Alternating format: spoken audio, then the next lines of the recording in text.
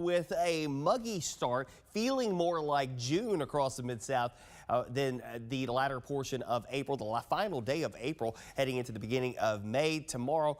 And we'll have some April showers that may linger into May as well. So let's talk about all of that as we go into the next few days, because it could be a bit active at times, but not constantly active. Best Care Home Services High 5 camera that's coming from Midtown's perspective here this morning. Temperatures are in the upper 60s and lower 70s to start off the day. We are mainly dry, and I say mainly because you notice out to the west we are tracking a few showers and rumbles of thunder just outside the Action News 5 coverage area this morning as you're heading between Forest City and Little Rock, and then farther north from just north of Jonesboro heading up towards the Missouri border this morning. So again, up near Poplar Bluff, some showers and thunderstorms moving through there, moving up towards places like Sykeston and also for Cape Girardeau eventually. Now this system is going to be an active one from the standpoint that we will see some showers and storms popping up later on today. But I think after sunset, that's when we start to see the better chances for rain and storms coming back into the fold as we head through the overnight period tonight into the early hours of tomorrow. Now the winds are going to pick up a bit today, gusting around 30 miles per hour during the core of the afternoon hours. That's going to have to bolster up the temperatures again this afternoon amid this unsettled pattern, with storms returning late today and heading into your Thursday. With that being said, there are a couple of risks that could come along with it as well. A marginal level 1 out of 5 risk for today, a level 2 risk coming into play for your Thursday.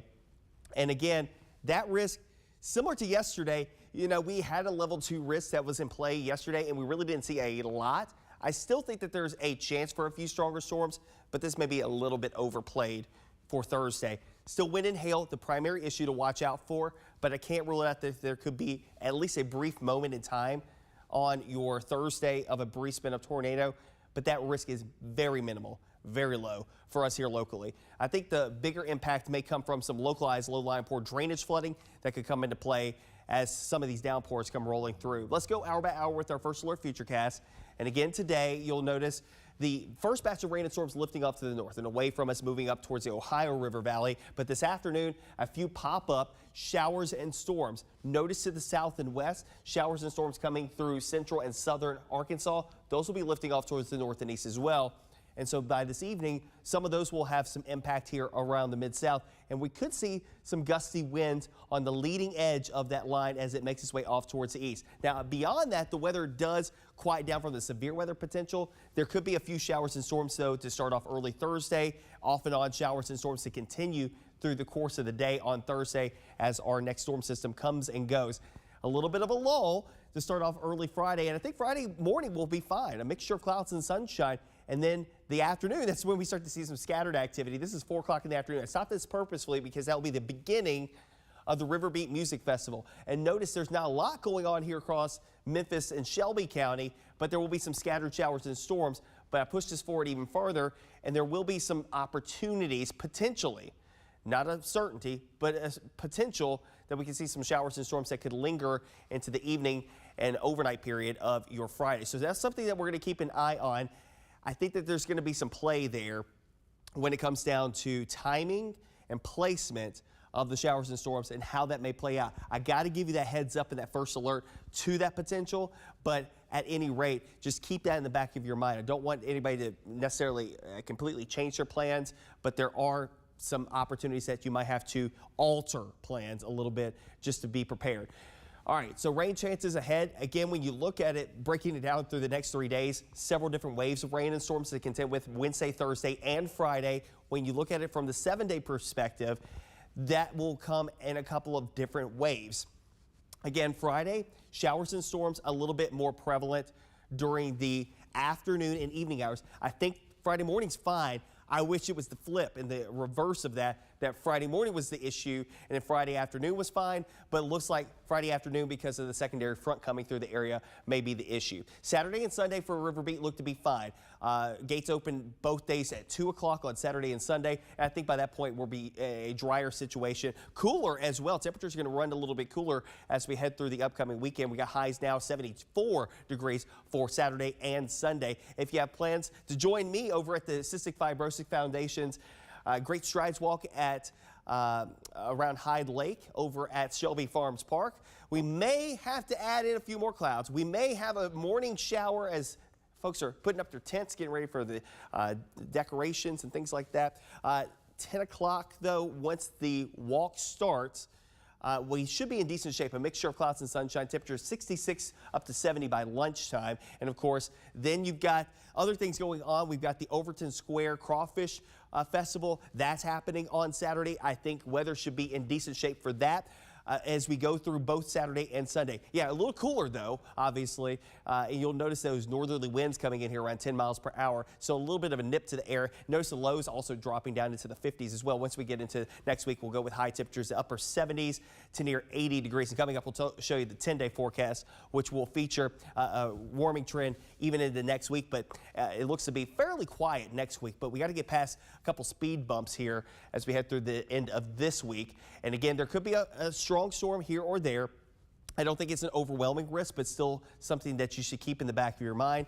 We start the process really this evening, tonight, continue through Thursday. There will be a lull in the activity Thursday evening, Thursday night into Friday. We pick it up again for the afternoon and early evening hours.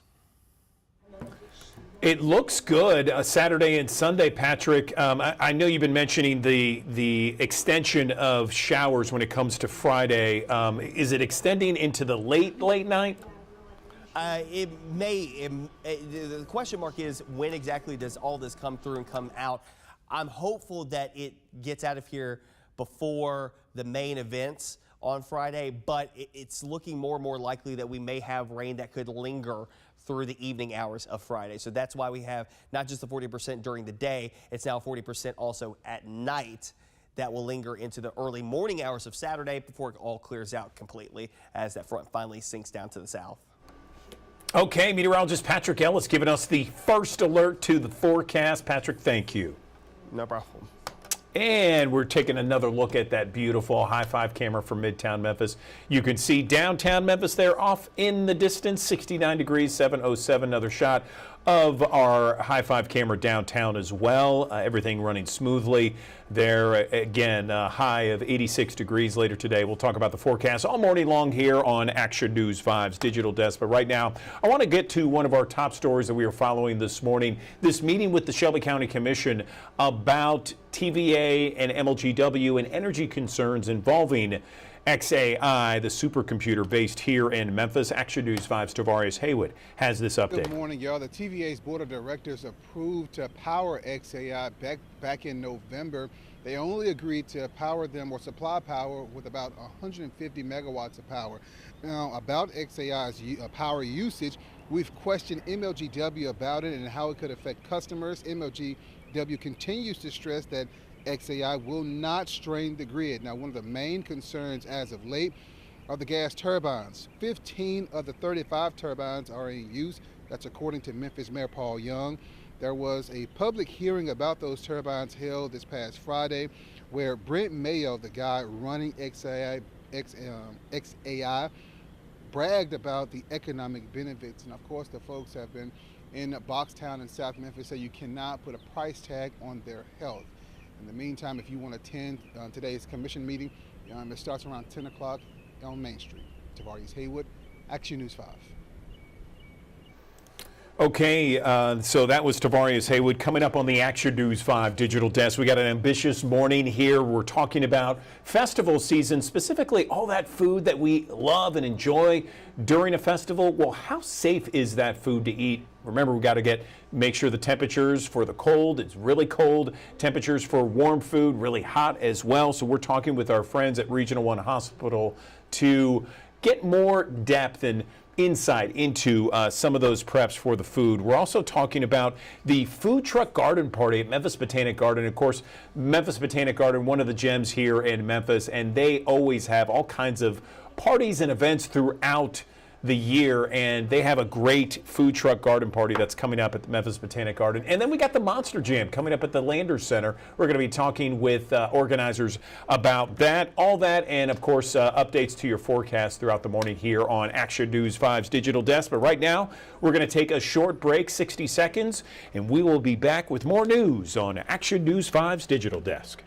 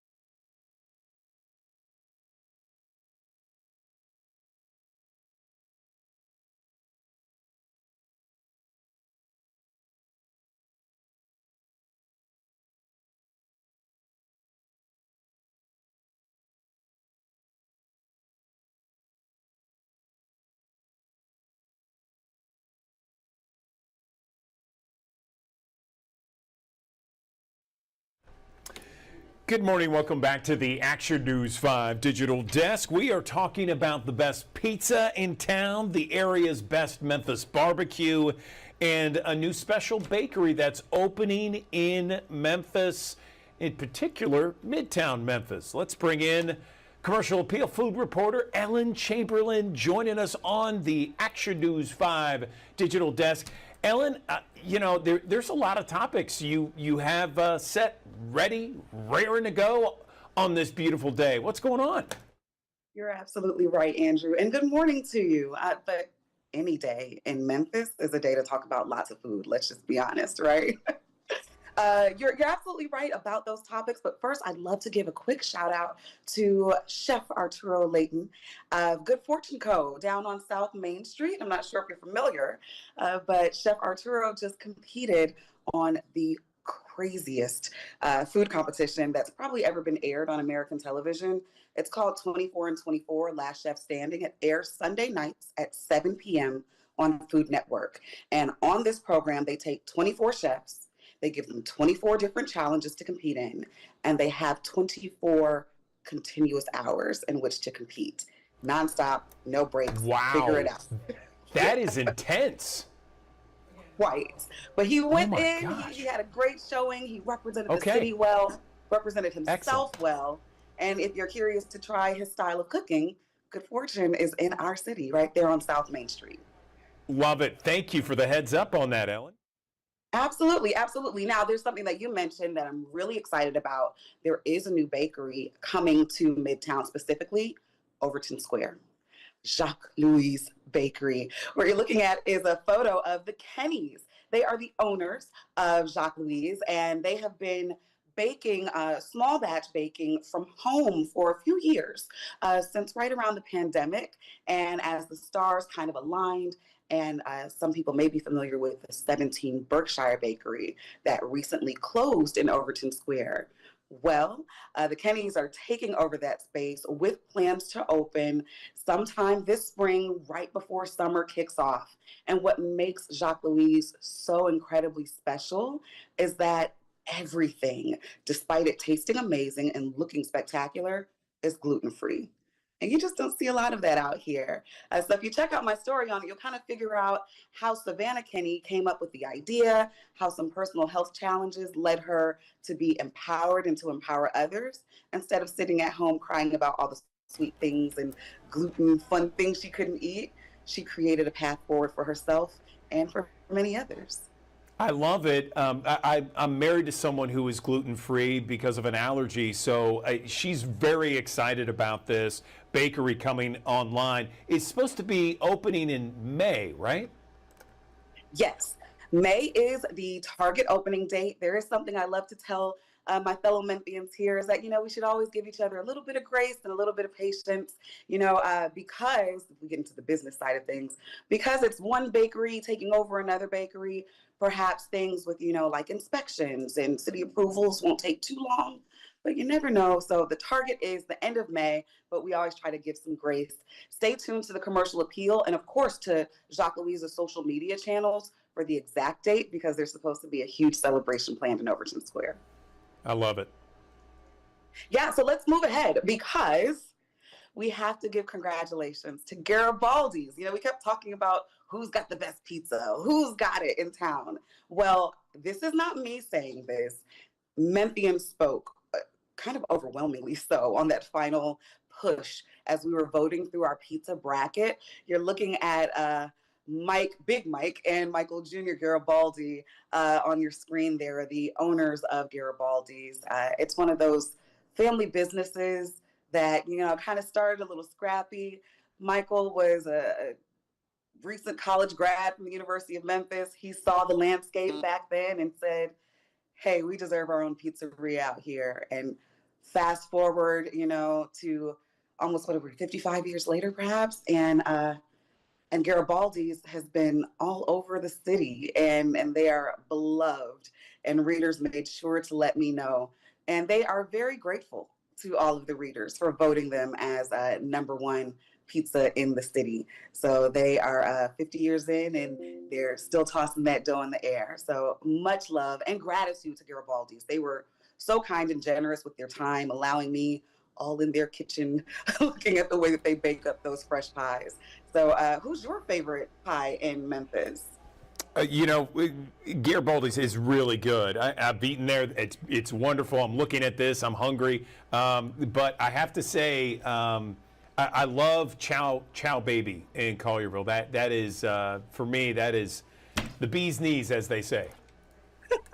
I love it. Yes, the bee's knees. And Chow Baby was totally on the list.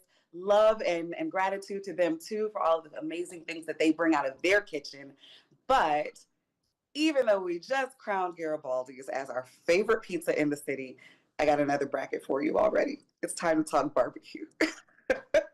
Oh, boy. Uh-oh. It's almost May. We got to do it, right? Yeah. Yeah. So as we decide, who's our favorite barbecue festival, Smoke Slam, the Memphis in May cooking competition. If you're like me and you want to be everywhere and eat a little bit of everything, you probably might not have too much time to go see our local folks. So I wanted to just find out who's got the top barbecue in the city. So the way this bracket is working is right now we're in the nominations phase. If you go to commercialappeal.com, you'll see my story there asking you to nominate your favorite barbecue in town. The top 16 will launch our bracket. We'll narrow it down and we will do the exact same thing that we did for pizza.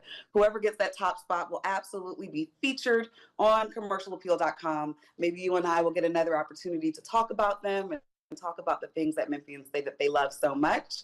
And I've only been in town for about 6 months now, so I'm still making my way across the barbecue landscape here. So I'm really excited to see these nominations come through so I can learn more about who else I need to try.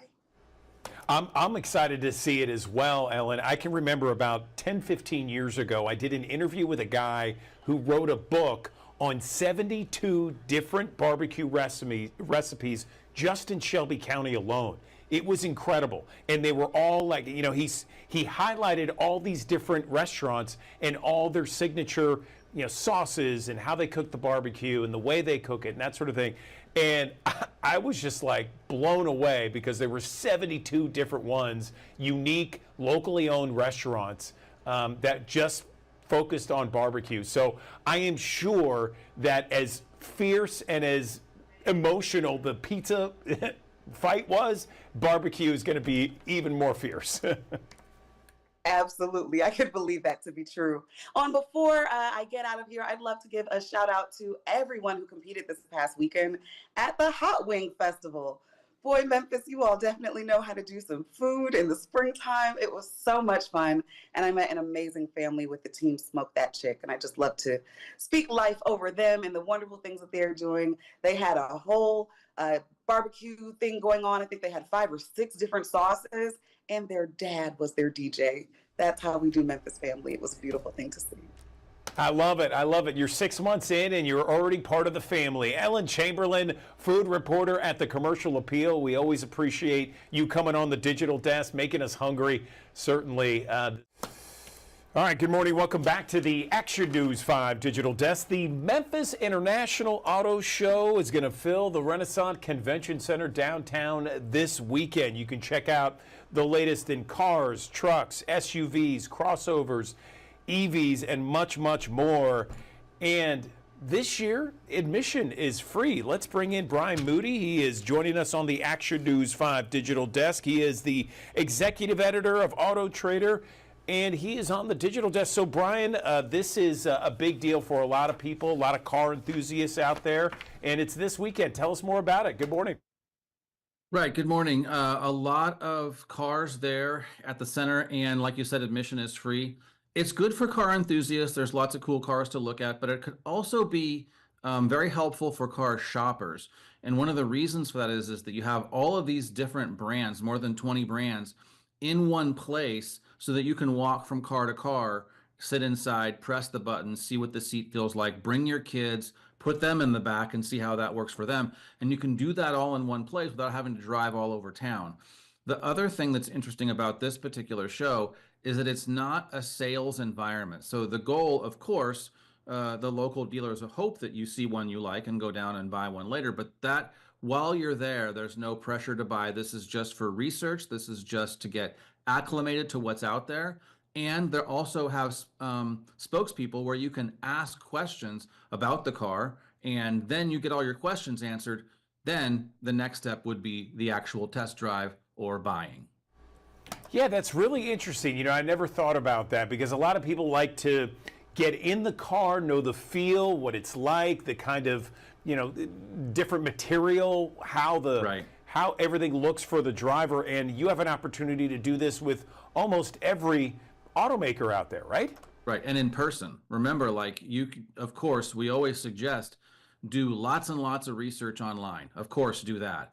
But I don't know about you, but I've had this experience where I see a car online and I can't tell the scope of it. I can't tell the size compared to what I had before. And sometimes, to be honest, things that you see online, the lighting or the size of the picture, it doesn't look as good as when you see it in person, or vice versa. So you look online, you see what it looks like. Ever done research for car colors online? Then you see it in person and you're like, oh my gosh, this is way better in person. So doing the research at home is, if you're a shopper, of course, is important. But then you get down there and you see the size, the scale of it. Can this fit in my garage? And what do the wheels and the color and the interior, like you said, textures and patterns, all that stuff is important. My wife used to tell me that we could never buy a car that had red gauges inside because that's a car for boys. So that's something she found out at an auto show. I love it. I love it. Yeah, no question. That would be great, especially if you're in the market. What about those other enthusiasts out there that just like looking at cars? Well, that's a thing too. There's lots of cars that you'll get the chance to see before others. So if you look at something like the new Volvo XC90 T8, that's a plug-in hybrid, something you could see. The new Ford Expedition, something you can see. The Mustang, lots of different versions of the Mustang, whether you like an electric one or a gas-powered one, that's something that you can see down there. So all of these cars today often have technology that the average person might not be aware of. One thing we know, the average used car on the road today, this is a car that you or I would own and just drive to work every day, those cars are about 12 and a half years old. Well, a lot has changed in 12 and a half years, and you might want to go to the Toyota booth and have someone explain to you how a 360 camera works, or how rear cross traffic alert works, and what's the benefit of that, or do you even need it? That's the thing, is some of these cars have features like you can, on Hyundai vehicles, you can press your remote and park your car in the garage without you being in it. Do you need that? Well, you can go and ask them about it when you're there. That is awesome. I love that. And admission being free, so you can bring the whole family. What else? Because, you know, right now in Memphis this weekend, there's huge festivals going on throughout the city, music festivals, crawfish festival, that sort of thing. What else can entice people to go to the International Auto Show? Well, just the sheer volume of it, for one thing. You see how many cars there are there. And it's a kid-friendly thing. So don't think that you have to leave your kids home. You should bring them. Any mom knows sometimes on weekends you're just looking for ways to fill the day. Well, bring your kid down there, see what some new cars look like. Bring them and bring your stroller and bring your stuff, because if you are going to end up buying a car in the next, let's say, well, year, because there'll be another one next year. If you're going to be doing that, bring your stuff and see how it fits. Ask questions, press the buttons, see, like, will my stroller, the kind that you use, will that fit in the trunk or the cargo area? In some cases, it won't. If you're getting a very small, compact car, it won't. But you can find that out there by bringing your kids in the stroller and the car seats. Like, bring that stuff in and make sure that it fits in the car that you're interested in.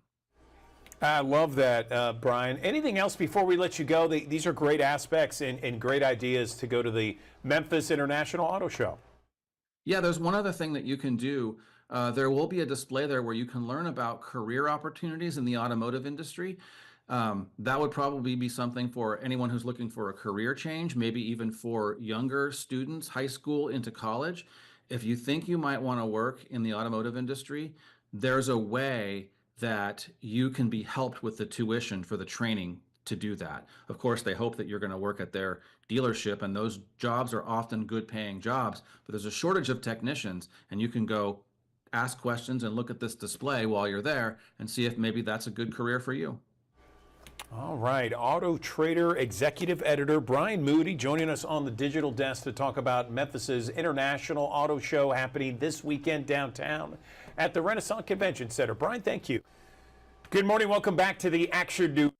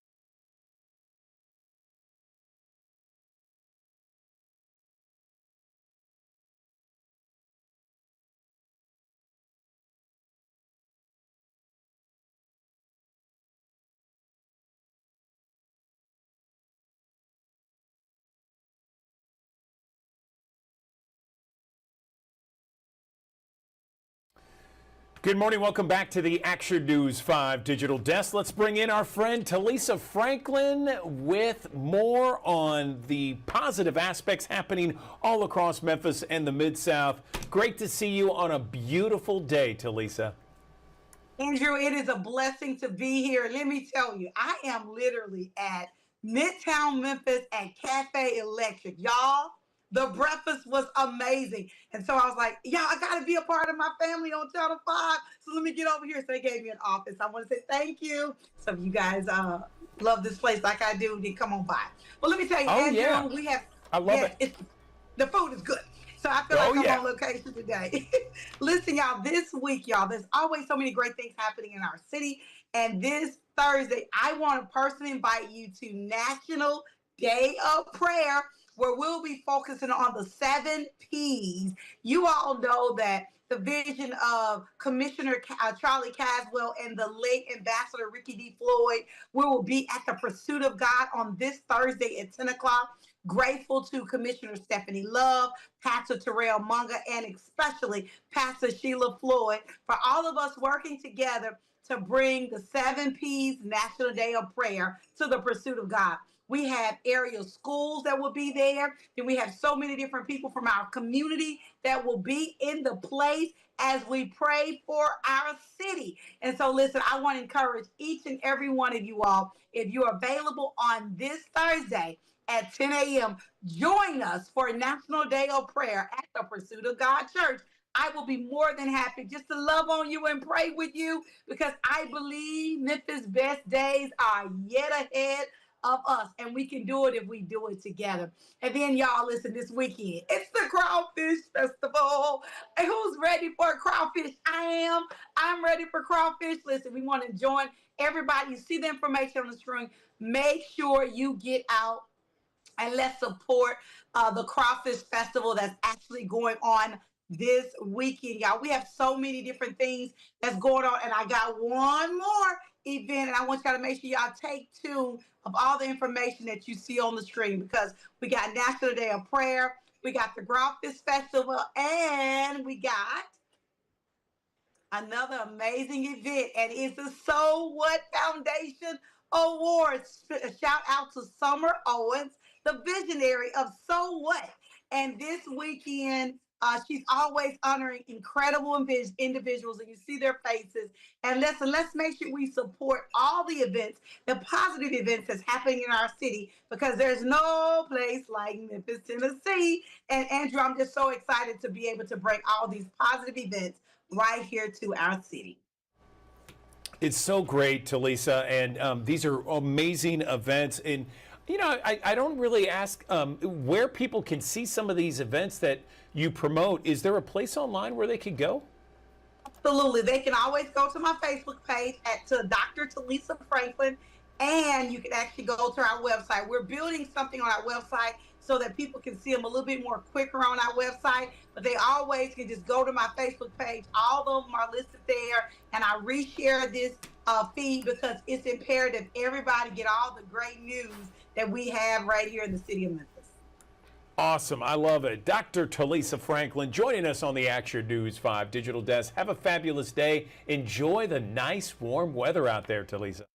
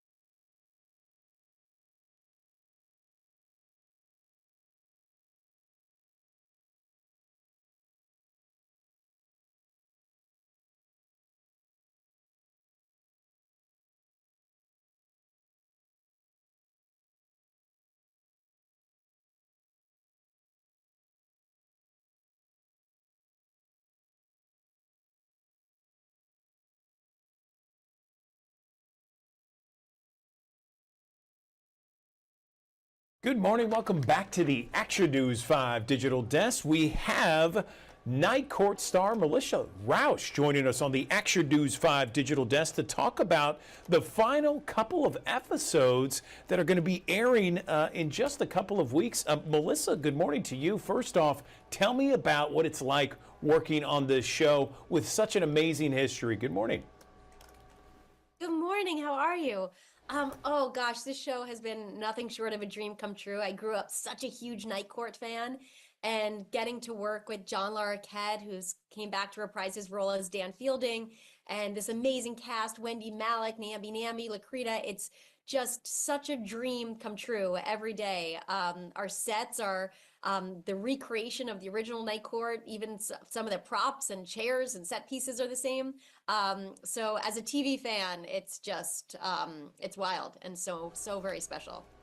I'm curious, Melissa, how is it to live up to expectations? I mean, you have this Night Court, sitcom that was on the minds of many for many years. People would watch it all the time in their living rooms over the years, and suddenly here you are, part of a staff that's trying to recreate that magic that they had so long ago. What's that like, living up to those expectations?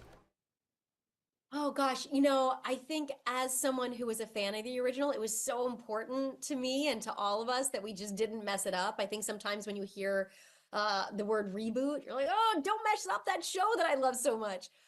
So we wanted to make sure that we were coming in, paying homage to the original, making sure that we had these nostalgia pockets for people who loved that first incarnation, while also making it fresh and new for audiences who didn't watch the original. We started calling it a new boot at one point to sort of blend the reboot and the newness of it all.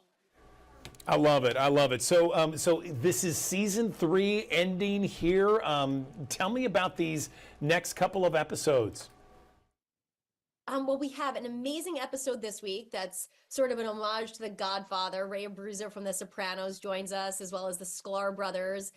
It's a blood moon, and it's super fun. And then the following week, on May 6th, we have a 1-hour season finale event.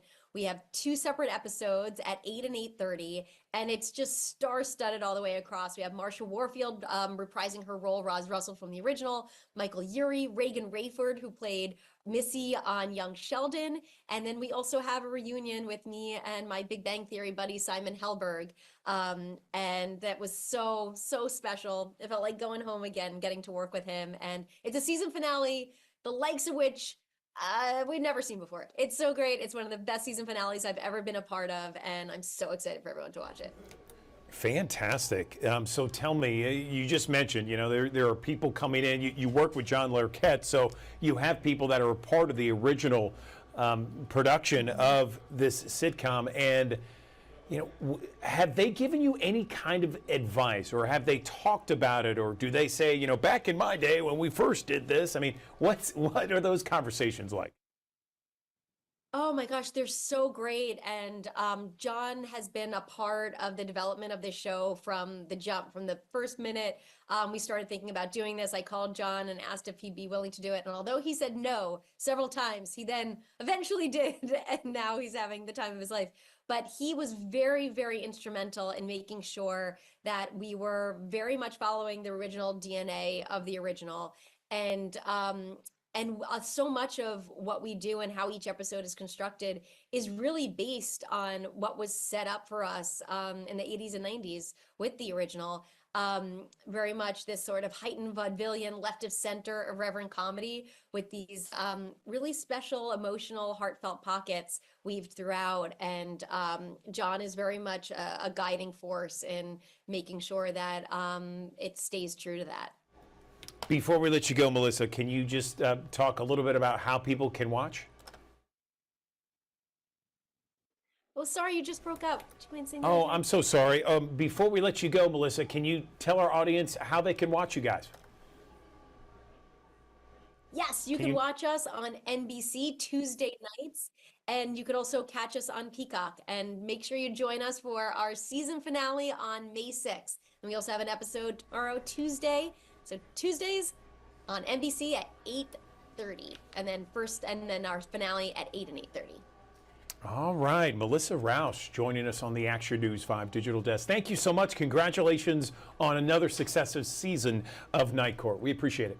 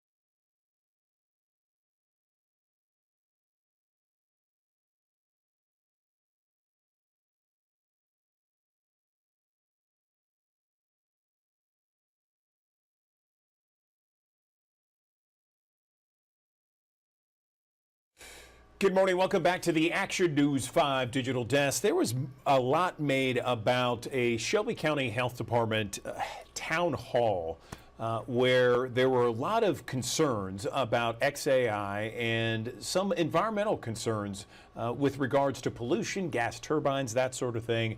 And there is a new article out at the Daily Memphian about a professor at the University of Memphis that says XAI turbines don't affect air quality if company claims are true. The author of that article, the Daily Memphian, is Sam Hardiman. He joins us now on the digital desks. Sam, as always, thanks for joining us. So tell us more. This is very timely, very interesting. And gosh, as you know, it's been a topic for weeks and weeks and weeks all across Memphis. Good morning. Yeah, good morning, Andrew, and thanks for having me on. The first thing I want to say is the article came out just ahead of that meeting last week. Dr. Chunrong Jia at the University of Memphis was kind enough to talk to me about his modeling work. And the first thing I want to say is what Dr. Jia did is a model, okay? And this is, if people can think back to the pandemic when we had all these curves on how the cases were going to go and what the peak point would be and all that stuff, those are models, right? They're guesses. They are educated guesses with certain mathematical assumptions built in, right? And so that's what's happening here. This is not, I want to be very clear, this is not anything to do with actual air quality. Like, no one is measuring, as far as we're aware, right? And maybe they are. No one is actually measuring the air quality close to XAI down in Southwest Memphis. What Dr. Gia did was just simply model what possibly could be happening based on what the company said it is using in terms of the turbines and the technology it has added to the turbines to reduce emissions. So can you talk a little bit more in detail about what he said with regards to his model? Yeah, so first, Dr. Gia, sort of explained that, like, the air we breathe right now, whether you in Midtown or me where I am at our office in East Memphis, right? all of that has baseline pollutants in it, right? Because like we live in a developed world, you know, we're not coming into like a pristine situation here. Like this isn't before people existed, right? Like there's been development, there are cars, there are all these sorts of pollutants in the air, all right? So what Dr. Gia is saying is there's a baseline, okay? And there's a baseline in Shelby County of certain pollutants. And I'm not going to go into all of them. And based on the technology that XAI has, and so XAI in its permit for 15 of its turbines to be permanent with the Shelby County Health Department, which is why we had that meeting the other night, right? In Whitehaven, okay, at Fairleigh High School. Based on their application, okay, and keep in mind, we as the public have not seen this technology on the turbines, but XAI is using what is called selective catalytic reduction technology on the turbines. That's what they say they're using. We haven't seen a picture of it. I would love to see a picture of it. I would love to see a little video. XAI maybe could post this on their X account and show us what's happening on these turbines, right? But essentially this technology, and this is what Dr. G is modeling. He's modeling based on the technology that they say they have on these turbines. This technology reduces a significant amount of the emissions for some of the chemicals that would be emitted from natural gas turbines. Okay. And what Dr. G is saying, based on that technology and based on how close people are to this, this is not actually adding a tremendous amount of hazardous air pollutants to the atmosphere and to local air quality. That, again, I am not saying that this is 100% factual. We don't know that. And also, like, let's be clear, like emissions from a car, emissions from a natural gas turbine, even with expensive technology on it to reduce those emissions, are still emissions. They still can be not good for people, right? And so that's what I want to like explain here. But that's what Dr. G is modeling. Is he's essentially saying, okay, if they're using this selective catalytic reduction technology, okay, and we can sort of game plan out and guess as to what their emissions are going to be. And so, like, again, I want to be very clear. This is modeling. This is not actual tests. And I think one of the most important things in this story for everyone to understand, right, is that the closest air emissions monitoring station, which means the Shelby County Health Department, I think, has 3 or 4 air monitoring stations, okay, in Shelby County. The closest one is essentially across 240 from Danny Thomas, okay? That's where it is, all right? It's not, I mean, not across 240 from St. Jude, I'm sorry, right next to Danny Thomas, okay? That's where it is. That is really far away from XAI, okay? That's also really far away from the Valero refinery, okay? That's really far away from the TVA Allen plant, which is essentially right next door to XAI, and it's really far away from TVA's South Haven plant, right? Which is closer to a lot more Memphians than TVA's Allen plant is, okay? And so, and we also don't have any air monitoring technology, say, along Lamar, okay? Where, as everyone knows who's ever driven Lamar, there's a tremendous amount of diesel truck traffic on Lamar, okay? And so, like, that's the most important thing to me in this story, is that there is no monitoring, you know, below 240, essentially, in the North Loop of 240. That's really wild in a town with this much industry.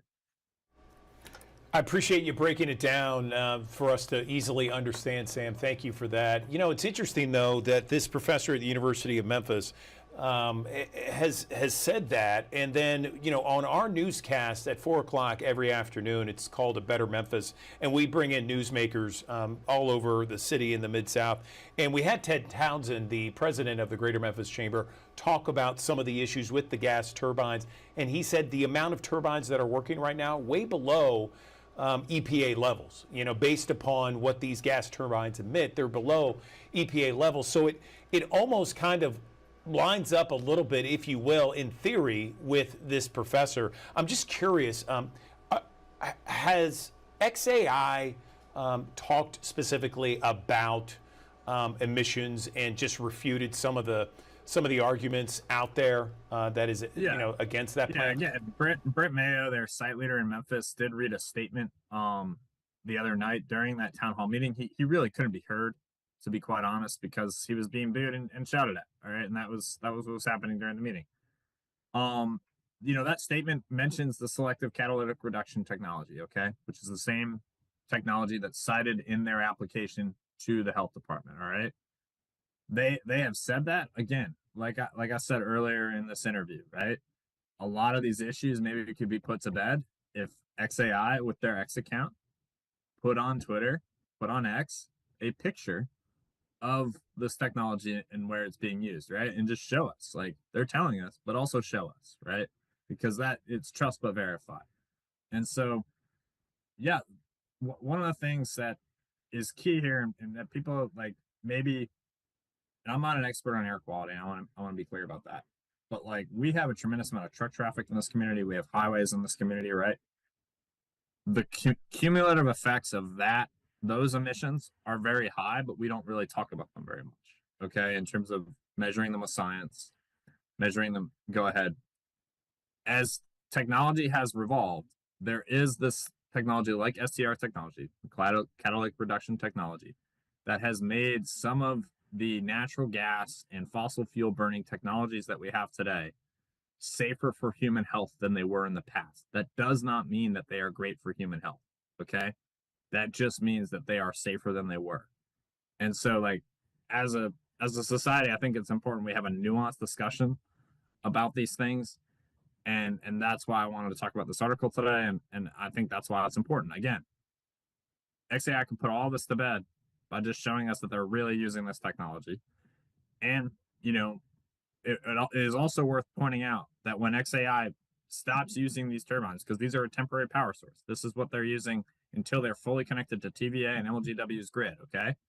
It's worth pointing out that then when they're on the grid, just like us, just like the electricity that's powering this very interview right now, they're using what is essentially a representative sample of emissions from TVA's grid, which means nuclear, hydroelectricity, natural gas, and coal, okay? And solar. So like that's what they're going to be using too. And so our emissions as just people aren't wholly clean, and we should like keep that in mind as we're talking about this as well.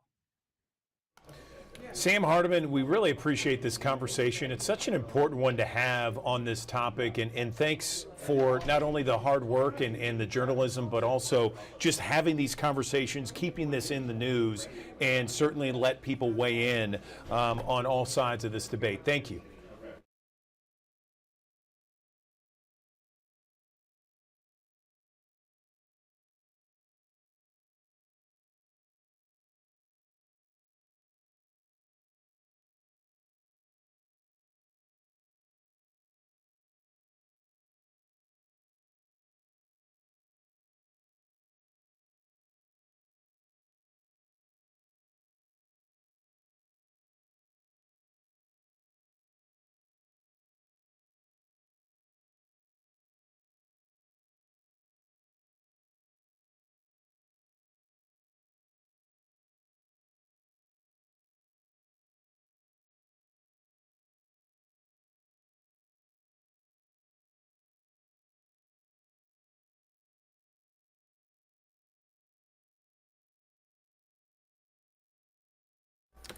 Good morning. Welcome back to the Action News 5 Digital Desk. There is a cool party that is happening May 2nd. It is the Troll Garden Party for ages 21 and up at Memphis Botanic Garden. Joining me now to talk about it, Carly Zamora. She is the Adult Education Coordinator at Memphis Botanic Garden, in front of one of those big trolls. You know, you think of trolls, you think of these small little things, but they are huge and they are everywhere at Memphis Botanic Garden, aren't they, Carly? Good morning. Hey, good morning. I'm so happy to join you all this morning. Yes, we are in front of one of our trolls. I decided we should maybe get a sneak peek at what this party is all about. So this troll that we're currently in front of, her name is Rosa. Rosa is our upcycling troll. So as you can see from her really cute card that she has completely ripped out the inside and put a bunch of flowers and plants. And that's one of the things that you'll be able to see at our garden party. We have 6 trolls in total, so we're excited for everyone to see all 6 of them. So, Carly, can you explain again to our audience about the idea and the purpose behind these trolls? It's about environmental consciousness and sustainability. Is that right? Yeah, absolutely. So our 6 trolls have traveled all this way to be in Memphis with us because they are part of what's known as the Save the Humans Initiative.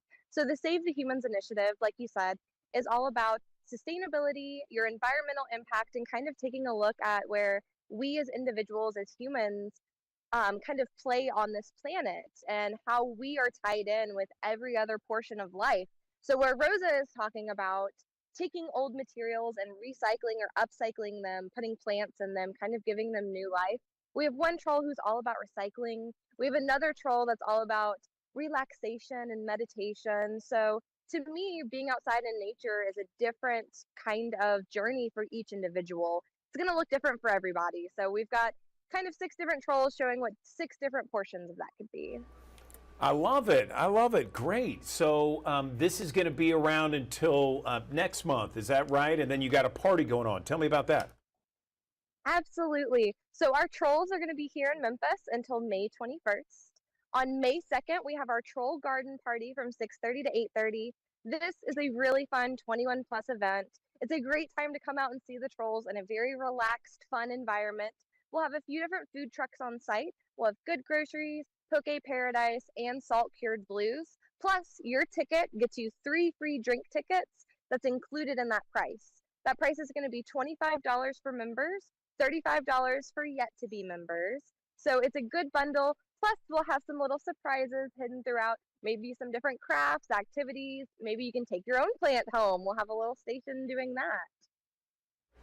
Fantastic. Okay. Anything else we can touch on with regards to the big party at Memphis Botanic Garden, the trolls? It looks like it's a beautiful day. We've had several beautiful days in a row, haven't we? I know, we've been so lucky since the past rains and everything's been going on. It has been gorgeous outside. We're obviously going to encourage you to come anytime you can. But if you're watching and maybe this kind of party isn't your thing, we also have Troll Fest on May 3rd. It was moved from its rain date in April. It is now May 3rd, and that is a completely family-friendly event. For Troll Fest, like I said, that's going to be May 3rd from 10 to 4. That is where we're going to have a lot of different craft stealers, art stealers. We'll have different community partners that are coming out to the trolls and talking at tables. So it'll be an additional way if you don't want to just come out and kind of relax, if you want to come out and have some fun with your family, your kids, that's a great event as well we have. Awesome. Okay. Carly Zamora, we appreciate you and everybody at Memphis Botanic Garden for being a part of one of the great gems of Memphis in the Mid-South. Thank you so much for coming on the digital desk as always. We appreciate it.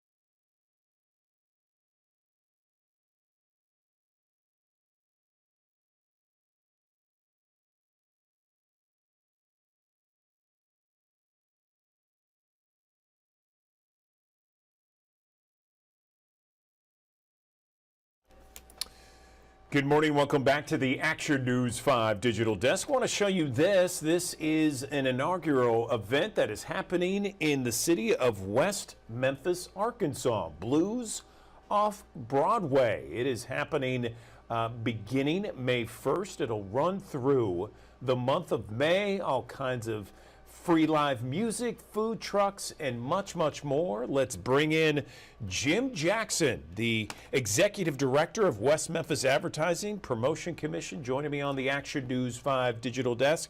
So, Jim, give me the concept behind this idea, how it came about, and what you are expecting. Good morning.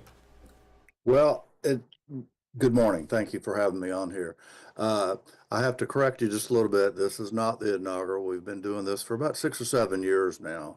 And so we started this off, actually started off as a lunchtime acoustic blues program, part of the Department of Heritage for May being National Heritage or Musical Heritage Month, and kind of expanded it, moved it to the Civic Complex off of Broadway. So we named it Blues Off Broadway.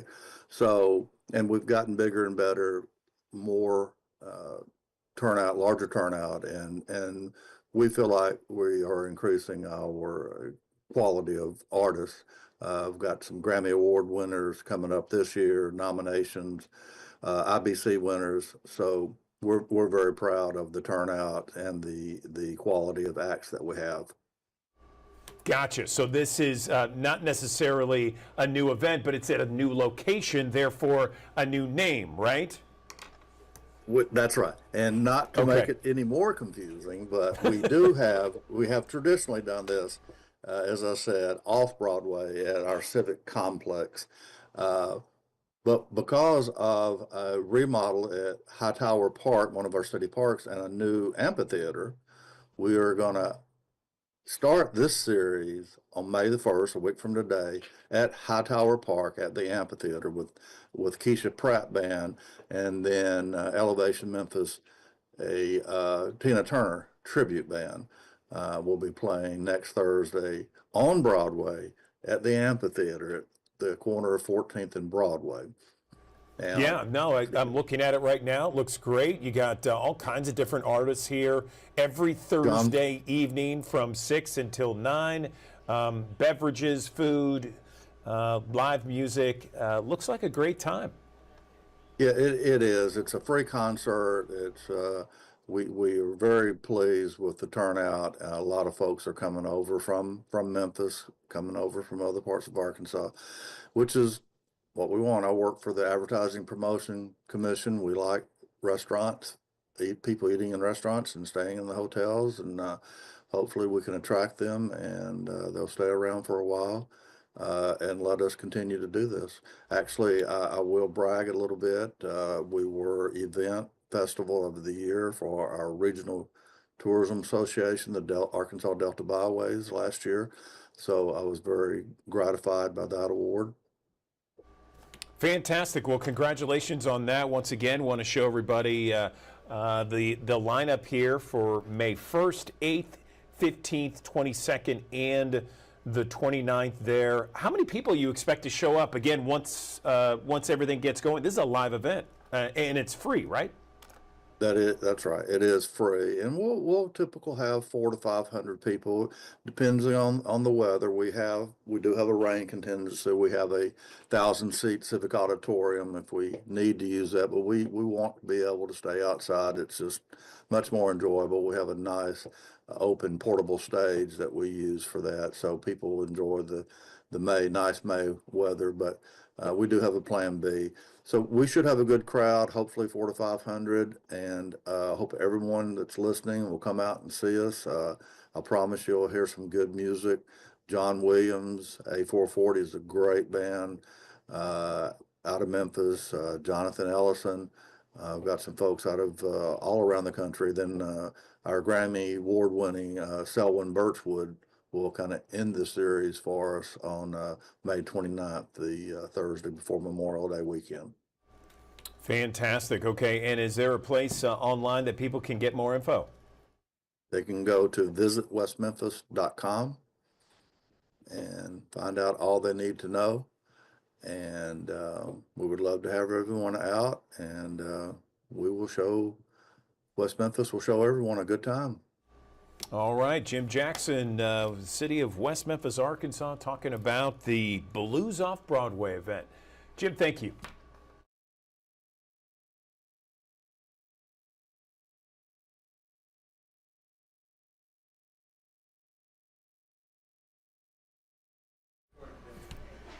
Hey, Anna, it's Andrew Douglas. Just making sure you can hear me okay. I can hear you. Can you hear me? Absolutely. Okay, we're 40 seconds away. Thanks for joining us.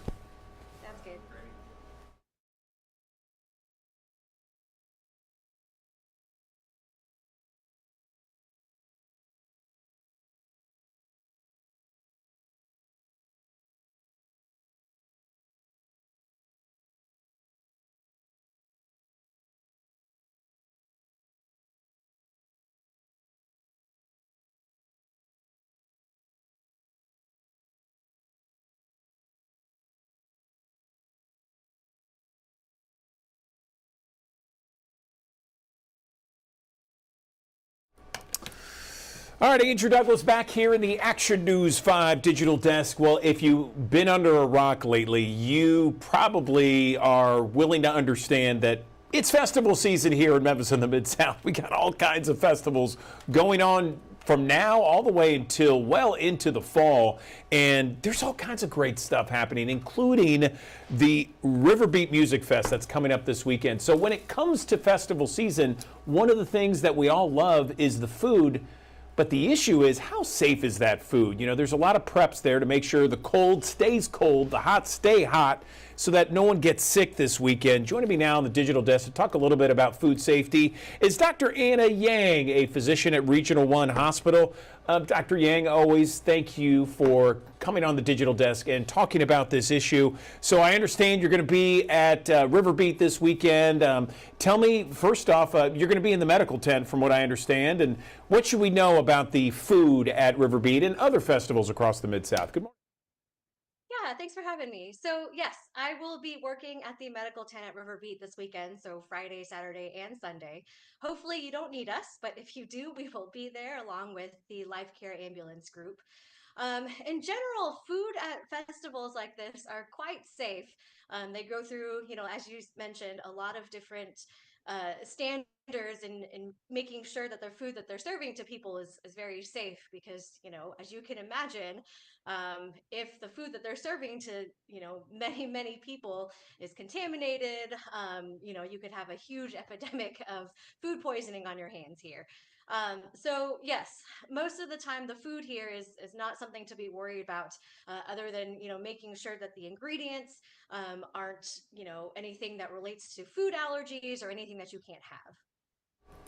Yes, absolutely. So let's talk about safety in other ways. First off, so we mentioned the Riverbeat Music Fest. What are some recommendations to protect our hearing? Because it gets pretty loud. Yes, absolutely. It gets very loud. Highly recommend bringing earplugs. If you're far enough away from the big speakers, you may not need them, but it's definitely good to have them. A lot of times you don't realize the damage that these loud noises are doing to your ears over time.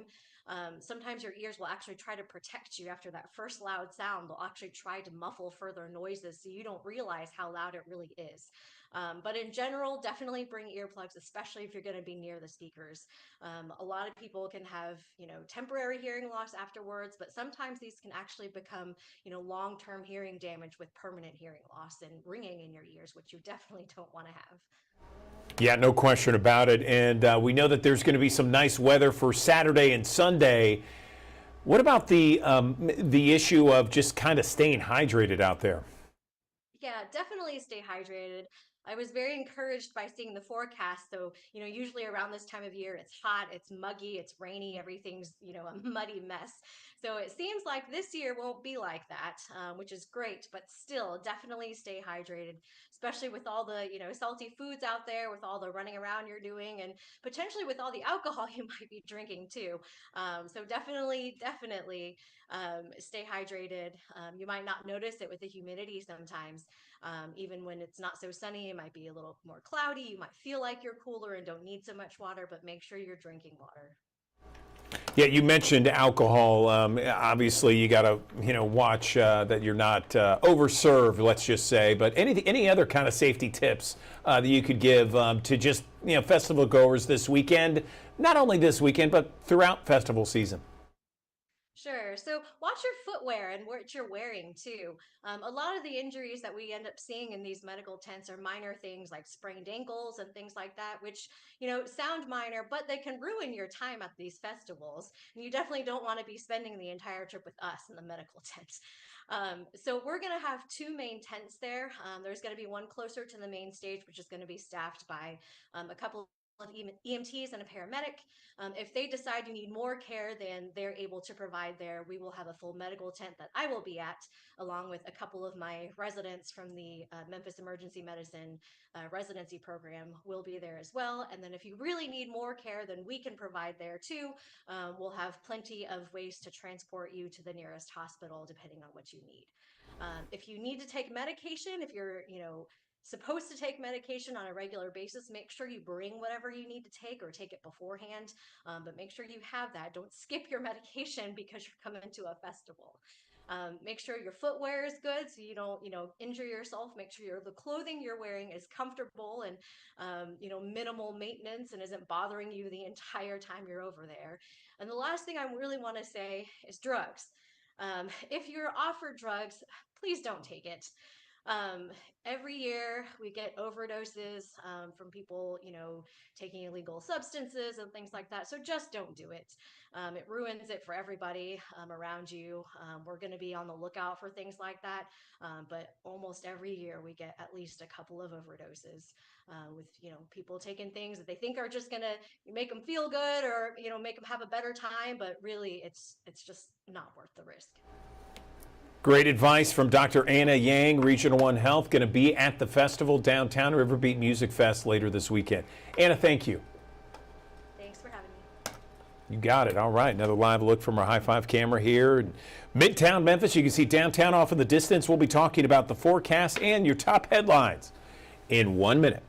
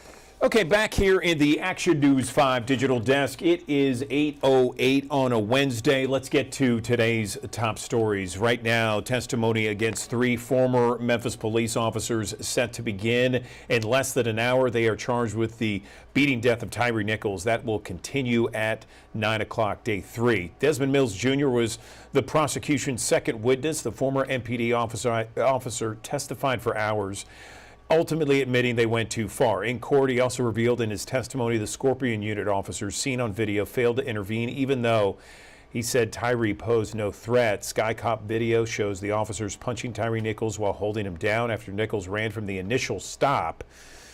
Mills admitted he was angry when he used his baton 3 times on Nichols, especially after he deployed pepper spray into his eyes. Attorneys asked Mills about his thoughts after seeing Nichols beaten and propped up against the car.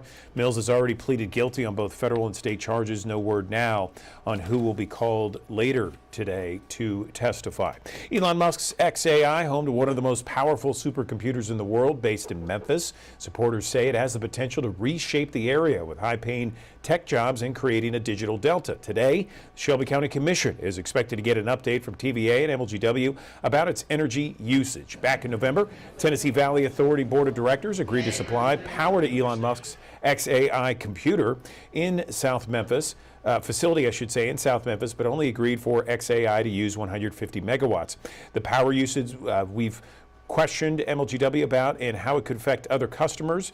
MLGW continues to stress xAI won't strain the grid. One of the main concerns is the gas turbines. 15 of the 35 turbines are in use, according to Memphis Mayor Paul Young. Those who live in Boxtown in South Memphis say that they're concerned about the health. There was a public hearing last week about the turbines where Brett Mayo, the man in charge of running XI, he talked about the economic benefits of the company here in Memphis. So it is certainly something that we'll be watching later today. Memphis Police relaunching Operation Code Zero, a campaign key to restoring safety across the city of Memphis. Last week alone, there were 22 shootings that resulted in 12 deaths in Memphis. Several others were hurt. MPD is once again sharing updates with the message enough is enough. Officers targeting illegal guns, drugs, violent offenders. They say if you break the law, expect consequences. Launched in February of 2024, Operation Code Zero floods high crime areas with officers. MPD says it's making a major impact. The deputy chief says creating a safer Memphis takes more than just police. It takes the whole community working together. City of Memphis and the Memphis Police Department now teaming up with the U.S. Attorney's Office to cut down on gun violence and bring federal charges against repeat gun offenders. Violent crimes like aggravated assault that are involving a gun are down 13%, but there have been more than 30 homicides this month. Homicides are up in April, according to Memphis police data. Memphis city leaders also working on other steps to create growing spaces in Memphis, like the new downtown parking initiative and streamline parking costs, an ordinance to make parking garages safer. There is a news conference scheduled for today to explain more of this partnership between the U.S. Attorney's Office and Memphis city agencies. Streets near Claiborne Temple downtown still shut down as investigators piecing together exactly what caused this fire that destroyed the historic church. The church was built 1892, closed in 1999. Since then, there's been an effort to restore the building. It was bought in 2015. $6 million renovation went in and began in 2023. The church is owned by the Big We. We reached out to the group to possibly talk about the renovations and what they think could have caused this fire. They said they hope more information will be released soon. Another well-known Memphis location, the Oak Court Mall in the old Macy's on Poplar Avenue, set to be demolished. It's all part of a years-long project to redevelop the property with direct involvement from local Memphis investors. The mall was bought by Pogue Development back in 2023. They also purchased the Macy's on Poplar before it closed. The project is still in the early stages of planning, but the investment group's leader says that they envision a dense, walkable area with retail shops and stores, apartments as well. They will share detailed plans with the city and county on Friday. Says the Macy's will be demolished later this year. Oak Court Mall demolition won't happen until 2026. Pogue did share that Dillard's would still remain with Pinnacle Bank at the office building for that mall. Let's get an update on our forecast right now with meteorologist Patrick Ellis. Thanks for joining us here on the Action News 5 digital desk here on a Wednesday morning. A back and forth between clouds and sunshine expected here to get through the mid portion of the week. Temperatures topping out in the middle 80s. A chance for a pop-up shower this afternoon or storm. The better chances will likely come in after sunset as we start to see a surge of moisture coming up along a stalled frontal boundary nearby. That'll keep the weather unsettled as we head towards the middle and latter portion of this week. A little breezy this afternoon, some gusts around 30 miles per hour, not completely off of the table. As I mentioned, an unsettled pattern to round out this weekend. It really starts late today, continues through Thursday, and lingers into Friday before finally clearing out for the upcoming weekend.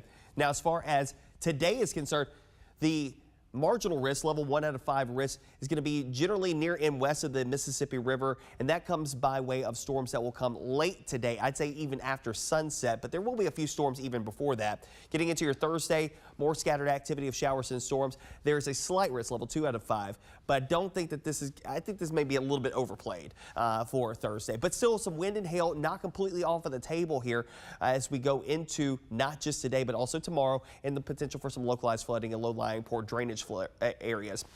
First alert futurecast showing the clouds this morning, sun breaks, a few hit and miss downpours developing through the course of the afternoon hours. We might have one or two that could get a little feisty with some gusty winds and frequent lightning with them.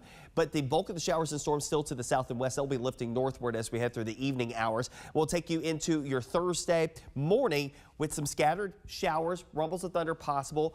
More scattered activity expected through the afternoon and early evening hours as our frontal boundary moves through the area. Now, this particular run of the model, not as antsy to get storms going across our area, but there's still a chance nonetheless that we'll have to tangle with, and I think that there will be at least a risk for some rain and storms that will come pivoting across the area along that frontal boundary. Second wave of a front will come through here on Friday. We'll start off quiet, but we may not end the day in the same vein. Scattered showers and storms may develop and turn active again as we head towards Friday evening and overnight. And that could have some implications for the beginning of the Riverbeat Music Festival Friday. Still looks that we'll get that system out of here through Saturday morning.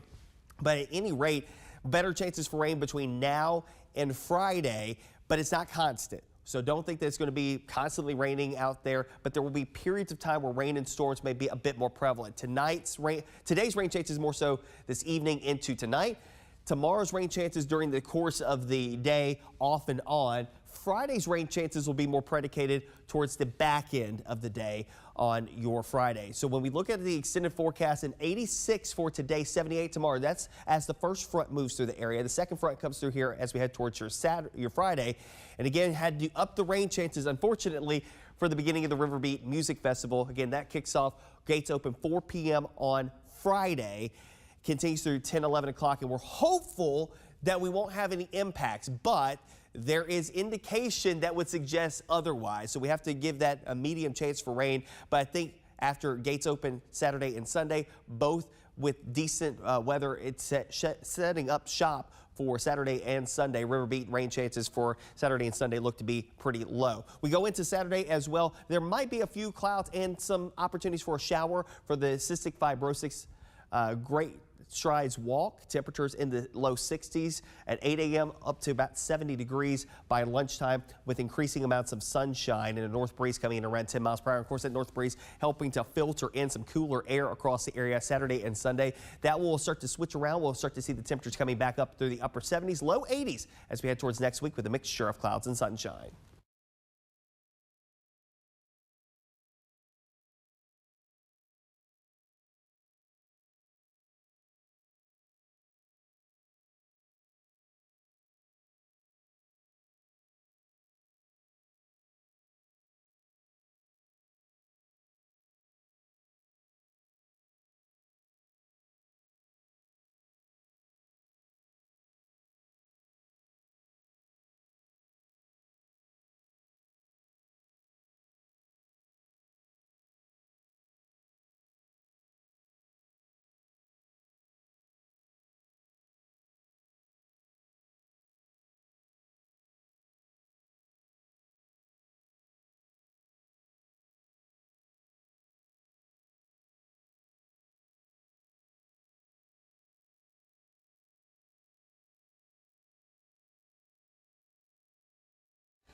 Good morning. Welcome back to the Action News 5 Digital Desk. We love live music in Memphis and the Mid-South. It really is embedded in our culture here. Certainly we talk about it a lot on the Action News 5 Digital Desk. Well, this morning we are talking about GPAC, the Germantown Performing Arts Center, and its spring lineup in the Grove. Joining me now to talk more about that, we have Emily Heffley on the Action News 5 Digital Desk. She is the program director. Emily, good morning to you. Thanks for joining us. So tell us about the spring season. I hear it's going to be great. Good morning. Good morning. Yeah, we are really, really excited to get back outside and listen to live music again. We have an outdoor venue. It's called the Grove at GPAC, and we are kicking off our concerts in the Grove a week from today, April 17th. That's wonderful. I love it. I've been to those concerts before. It's a great atmosphere, a lot of families, a lot of food trucks. I mean, it's just you can't beat it. I mean, it's really, really nice. Tell us some of the highlights this season. Yeah, we're going to start with Serena Wages next week. If you've never seen her, she is an incredible, soulful singer based out of Memphis, Tennessee. We've had her before, so she's going to kick it off next week.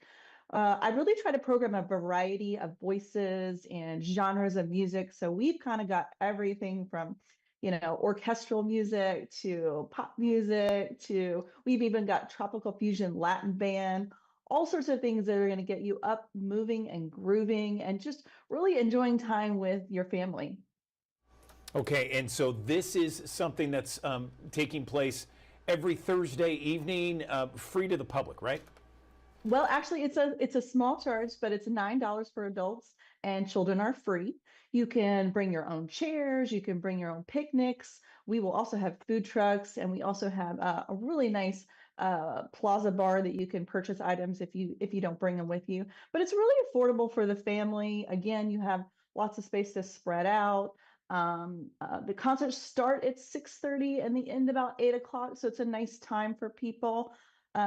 Yeah, we really love it. It's such a beautiful, beautiful space if you've never been to it. Yeah, I agree wholeheartedly. Tell us about some of the festivals you got upcoming there too.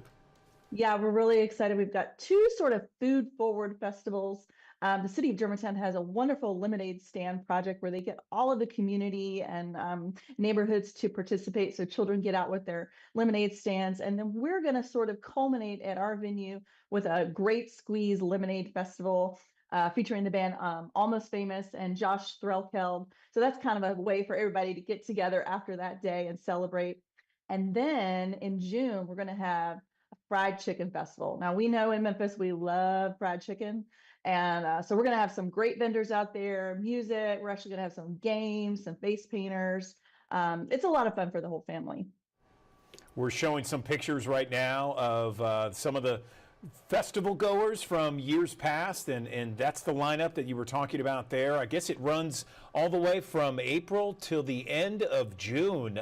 Anything else we can touch on, Emily, before we let you go? Yeah, we also have a free event actually on Fridays that will kick off in mid-May called Happy Fridays. And that is just a really relaxed environment with some really chill music on our plaza. So again, we're going to be busy Thursday, Friday, and Saturdays with festivals. And let's talk about ways that people can see this lineup, see the various events that are happening at GPAC, especially at the Grove there. Yeah, I always say check our social media. You know, if you follow Instagram, Facebook, we're going to really update you with a lot of things in that way. We also have a website. You can find everything there as well. gpacweb.com. Okay, gpacweb.com. Emily Heffley, GPAC's programming director. We appreciate you coming on the digital desk and look forward to more time spent outside enjoying all that live music you have to offer. Thank you. Thank you.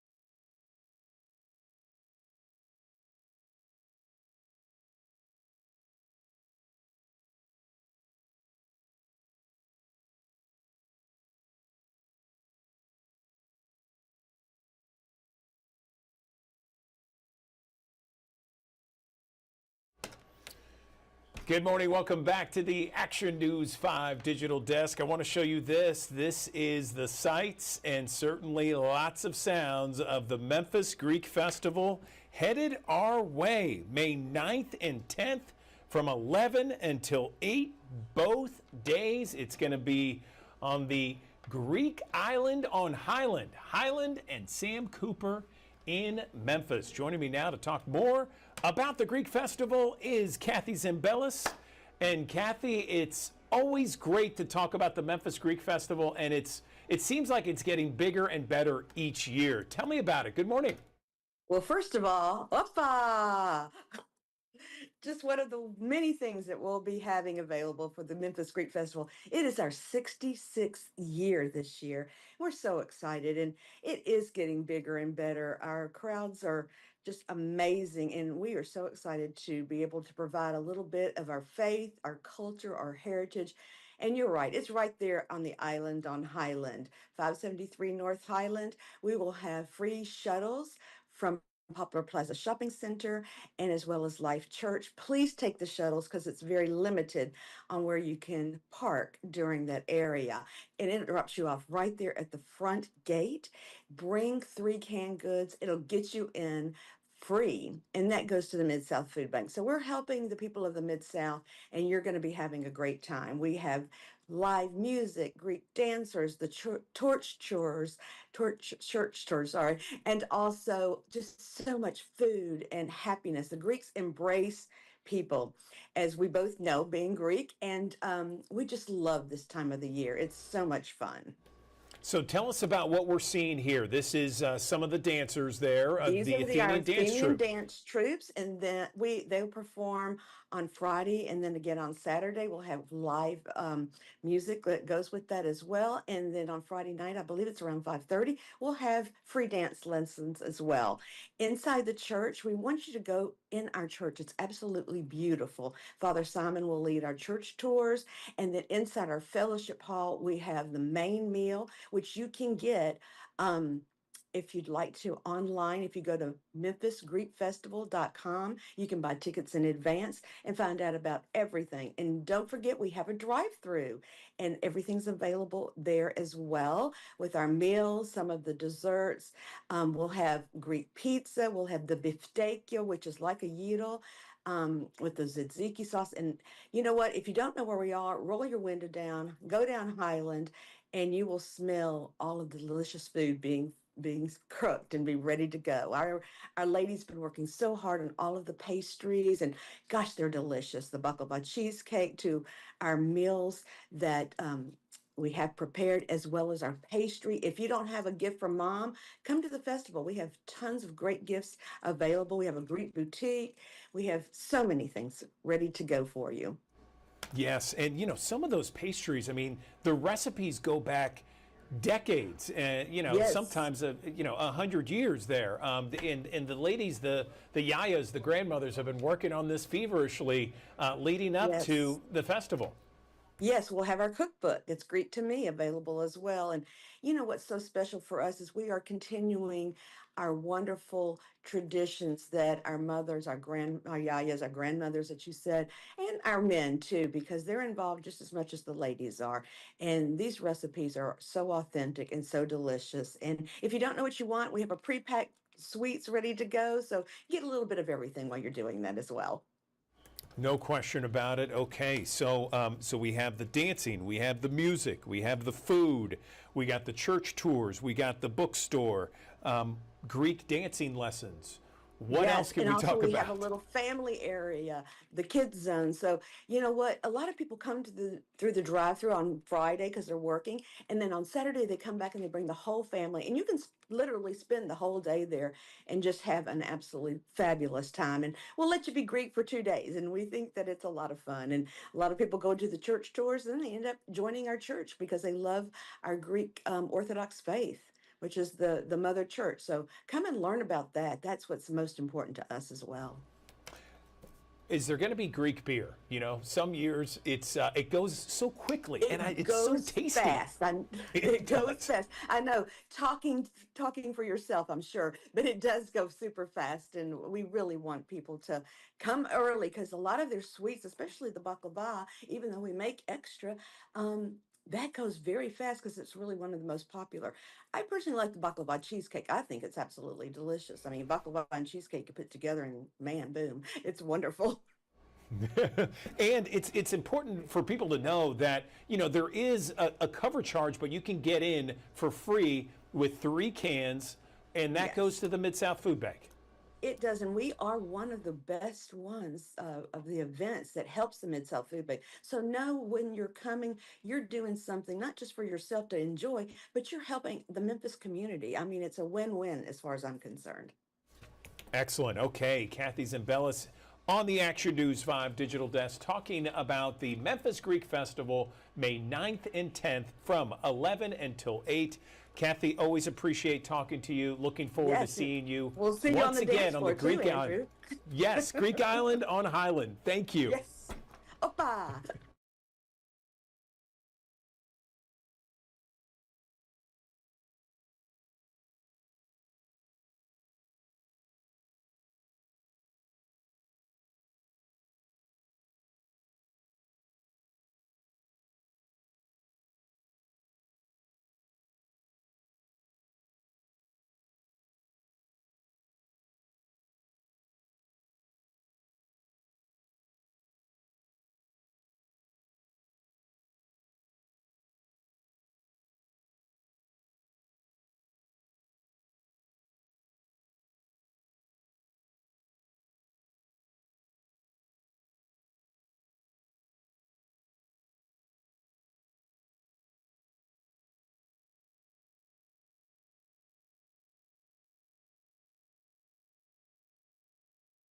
Thanks for joining us here on the Action News 5 digital desk here on a Wednesday morning. A back and forth between clouds and sunshine expected here to get through the mid portion of the week. Temperatures topping out in the middle 80s. A chance for a pop-up shower this afternoon or storm. The better chances will likely come in after sunset as we start to see a surge of moisture coming up along a stalled frontal boundary nearby. That'll keep the weather unsettled as we head towards the middle and latter portion of this week. A little breezy this afternoon. Some gusts around 30 miles per hour, not completely off of the table. As I mentioned, an unsettled pattern to round out this weekend. It really starts late today, continues through Thursday, and lingers into Friday before finally clearing out for the upcoming weekend.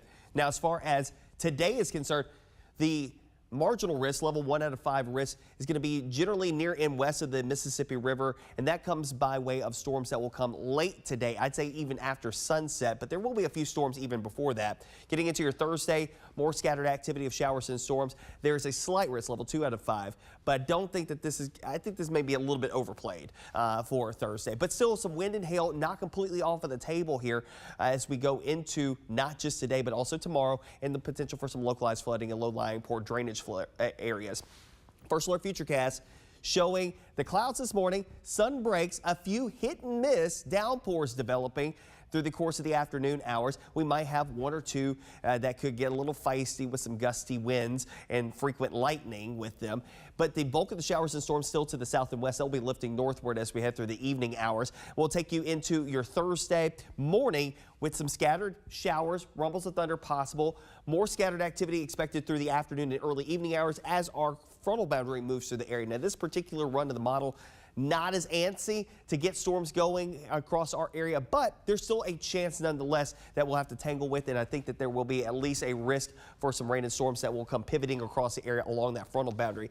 Second wave of a front will come through here on Friday. We'll start off quiet, but we may not end the day in the same vein. Scattered showers and storms may develop and turn active again as we head towards Friday evening and overnight. And that could have some implications for the beginning of the River Beat Music Festival Friday. Still looks that we'll get that system out of here through Saturday morning. But at any rate, better chances for rain between now and Friday, but it's not constant. So don't think that it's going to be constantly raining out there, but there will be periods of time where rain and storms may be a bit more prevalent. Today's rain chances more so this evening into tonight. Tomorrow's rain chances during the course of the day off and on. Friday's rain chances will be more predicated towards the back end of the day on your Friday. So when we look at the extended forecast, an 86 for today, 78 tomorrow. That's as the first front moves through the area. The second front comes through here as we head towards your Friday. And again, had to up the rain chances, unfortunately, for the beginning of the River Beat Music Festival. Again, that kicks off, gates open 4 p.m. on Friday, continues through 10, 11 o'clock, and we're hopeful that we won't have any impacts, but there is indication that would suggest otherwise. So we have to give that a medium chance for rain. But I think after gates open Saturday and Sunday, both with decent weather, it's setting up shop for Saturday and Sunday. River Beat rain chances for Saturday and Sunday look to be pretty low. We go into Saturday as well. There might be a few clouds and some opportunities for a shower for the cystic fibrosis Great Strides walk. Temperatures in the low 60s at 8 a.m. up to about 70 degrees by lunchtime with increasing amounts of sunshine and a north breeze coming in around 10 miles per hour. Of course, that north breeze helping to filter in some cooler air across the area Saturday and Sunday.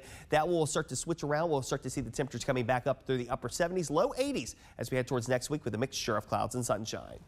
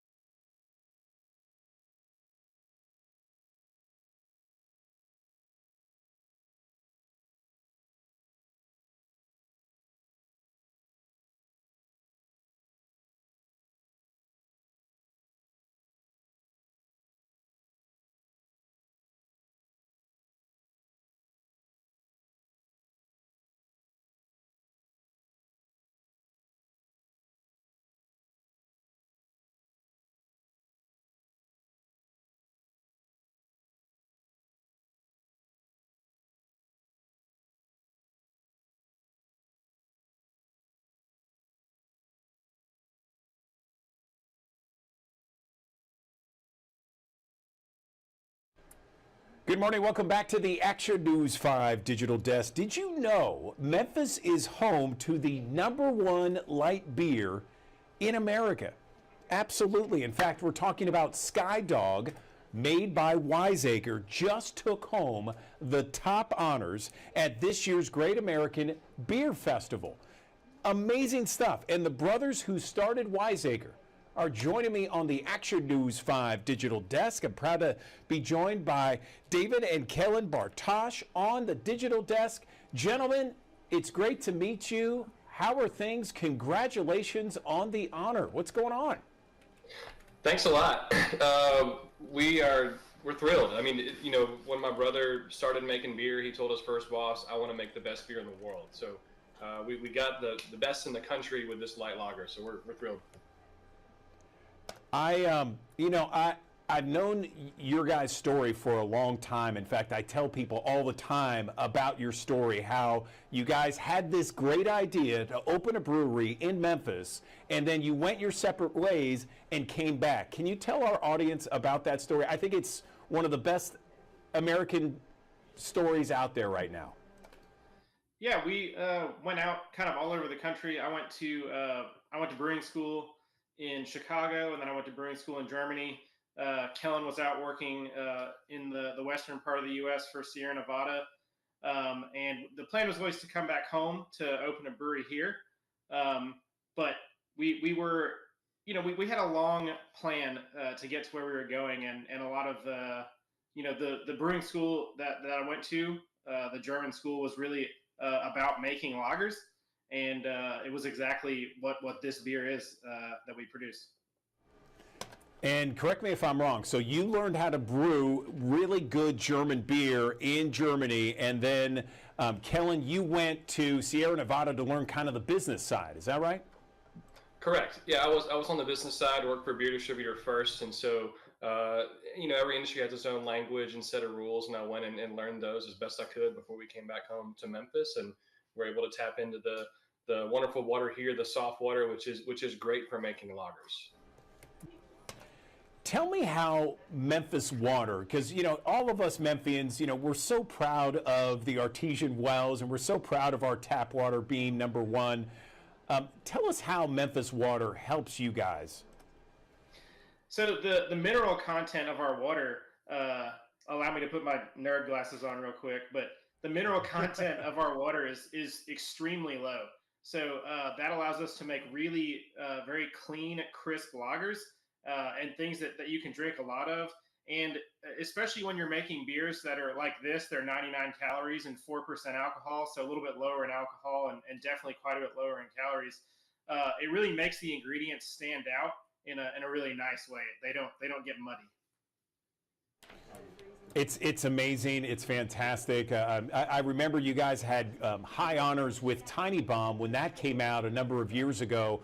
One of your first big ones that just went everywhere, and I can't remember where I was listening to you guys, but you were describing Tiny Bomb and how you partnered with a honey farm in Mississippi to take away some of that bitter taste to make it an American lager. I just love that story. With Skydog, people can buy that in stores and they can see it on tap elsewhere, right? Correct. Yeah, Skydog, Wiseacre for one, we're in 22 states. Tiny Bomb is our best-selling beer. Skydog, we're really trying to focus way more on our biggest, most important market of Memphis, where we think it can become people's light beer. So you can see behind me, we got 12 packs, we have 6 packs, and they are available in Kroger. It's available on draft. It's also priced lower than craft beer, so it's more in that kind of premium import price range. And we think this is the best time people could give this a try to become their kind of everyday beer, their garage beer, their shower beer, their dinner beer, any kind of beer. Anything else you want to mention to your fans out there? I know that there's a number of people that enjoy Wiseacre and all of its flavors. I know that there's some people wondering if you'll have a gluten-free beer coming out. I would say come see us at our tap rooms. We're at downtown at 398 South BB King. We've got pizza that was just featured on the Food Network. This Saturday, we're going to be the official pregame location for the Grizzlies-Lakers game. We've got a ticket giveaway for the Lakers game. We're going to give away samples of Skydog. We want people to try this beer and see what the gold medal is all about. We talked about the water earlier, how important that is to our beer. If you have great ingredients, it doesn't mean you get great food when you cook. So I would just give my brother and a production team just the biggest round of applause for all the great work that they do in making amazing beer. Gentlemen, thank you so much for joining us on the Digital Desk. Once again, congratulations on all of your success this year and for the past several years, making all of us Memphians and Mid-Southerners proud. We appreciate it.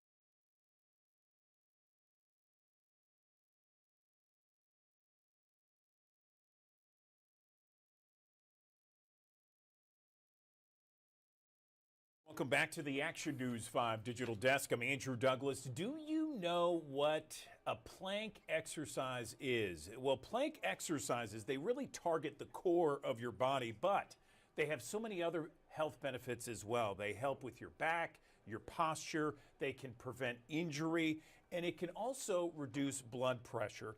Many of you this year, it's still relatively early in 2025, many of you perhaps still are on track to get the New Year's resolution underway to exercise more, get in better shape. Well, this morning on the Action News 5 Digital Desk, we are joined by our friends at Lifetime Fitness in Collierville to talk more about the power of the plank. I'm joined right now by Samantha Pennington, Tyler Timms, both at Lifetime Fitness in Collierville, and it looks like, guys, that you guys are set up to really kind of show the power of the plank. Good morning to you. Morning. Good morning. Yes, the power of the plank. Yeah, we're diving right into one of the staples of all of our programming. Excellent, excellent. So I see that you guys have a setup there. Tell us exactly, first off, you know, your best guess or your best research and studies that show the power of the plank and how to do it effectively. Yeah, absolutely. So the plank has been in exercise program for a long time. We use it to stabilize a lot of the lumbosacral and a lot of the core area, and we use it in our foundational, our stabilization. We have a OPT model that we use.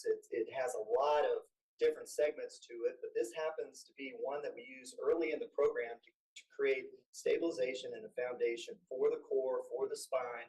And it allows us to just hold everything. It's body awareness, and we're going to kind of talk through some of the different versions of the plank. But to start out, Samantha, would you like to get into a position?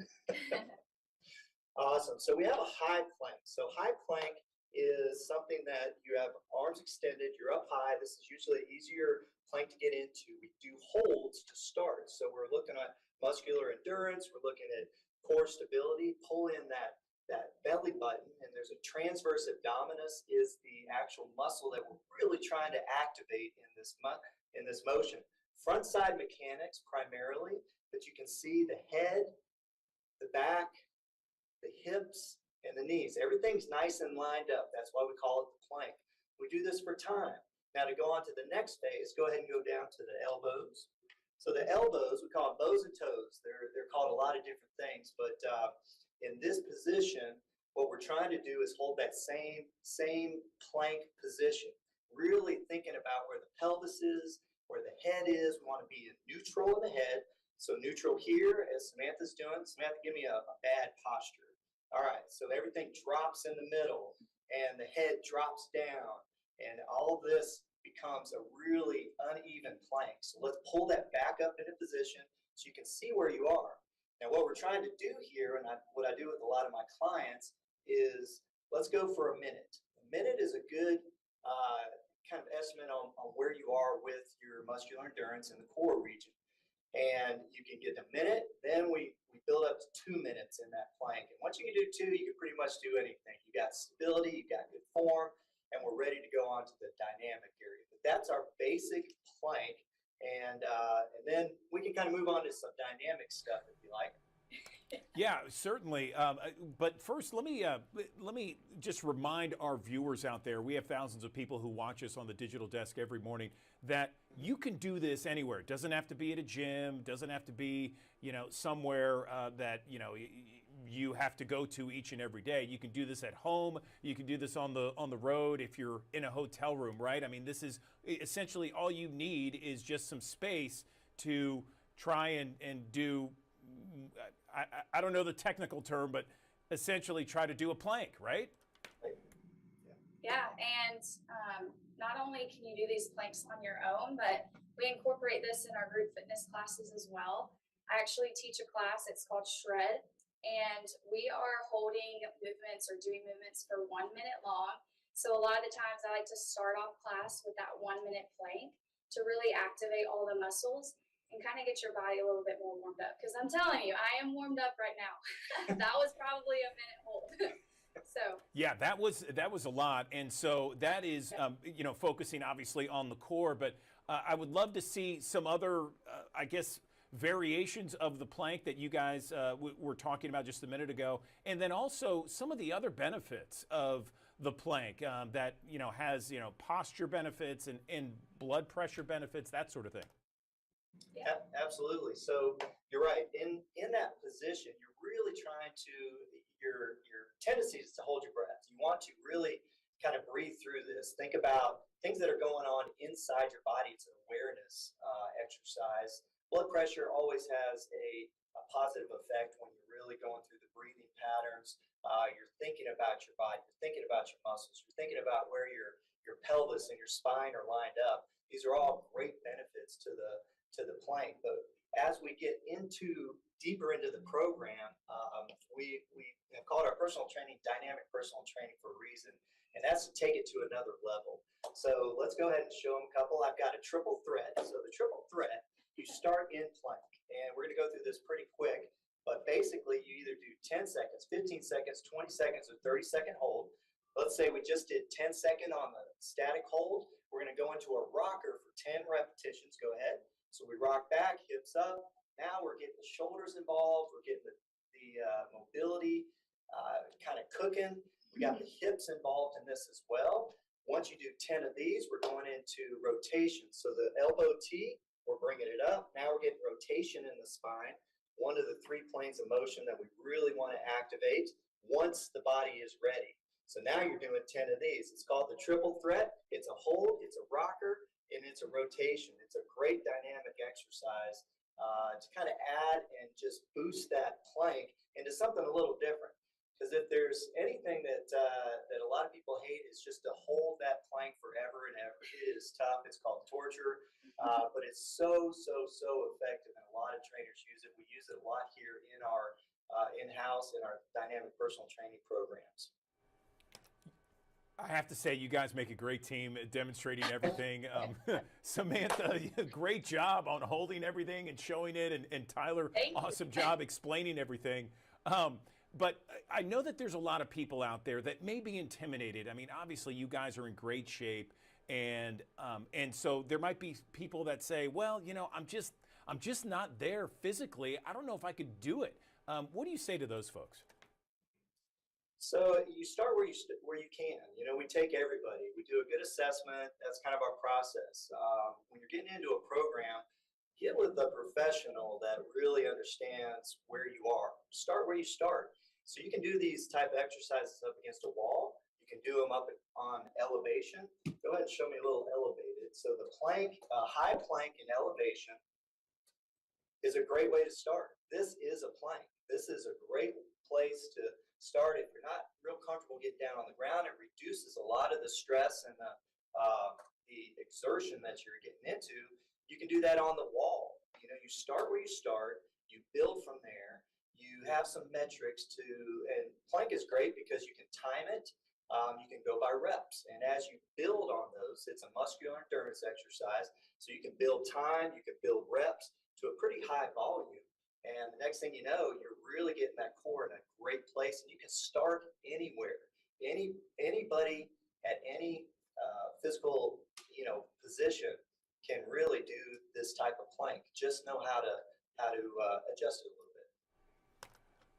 Listen, I appreciate both of you. You guys did extraordinarily well explaining it to our audience. Is there anything else that we're missing that perhaps you'd like to talk about when it comes to the plank, the exercise, ability levels of people doing it? You guys did a great job. Thank you. Well, all I have to say is to piggyback on Ty, start where you're at. If you shoot for high goals, you're more likely to not meet them. So shoot for those bits and pieces. So maybe it's an elevated plank to reduce a lot of pressure in those wrists if you're too afraid to go super on the floor. And then, just if you want to, you can also be able to start small within your nutrition as well. Little steps along the way will end up looking like a big step. So that's kind of what we. Yeah, and making sure that you're with somebody. If you're not feeling comfortable, it's a great time to get some great instruction. Lifetime, we have group classes that start at all different levels. We have one-on-one personal training. We have dynamic stretch. We have all of our group fitness, group exercise, our alpha classes. So different levels for different people at different phases of the game. And that's really where you want to start. Seek a professional and get in somewhere that really motivates you.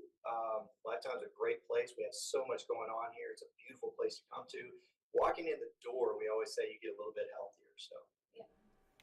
Excellent, excellent. Well, Tyler, Tim, Samantha Pennington, really appreciate the demonstration. Thank you for helping us with the knowledge and really kind of showing the power of the plank, that exercise, so many different health benefits associated with it. We appreciate your time. I appreciate you. Thank you. Appreciate it. All right. Thank you.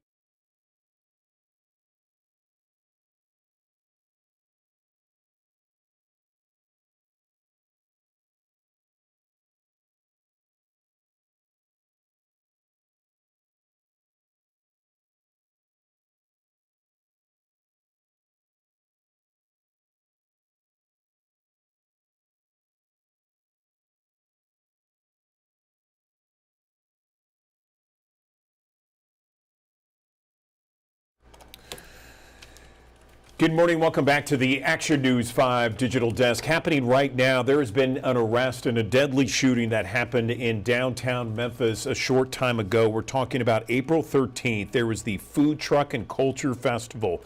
As it was wrapping up, officers responded to a shots fired call inside Tom Lee Park. And when they responded, they saw that a shooting had taken place.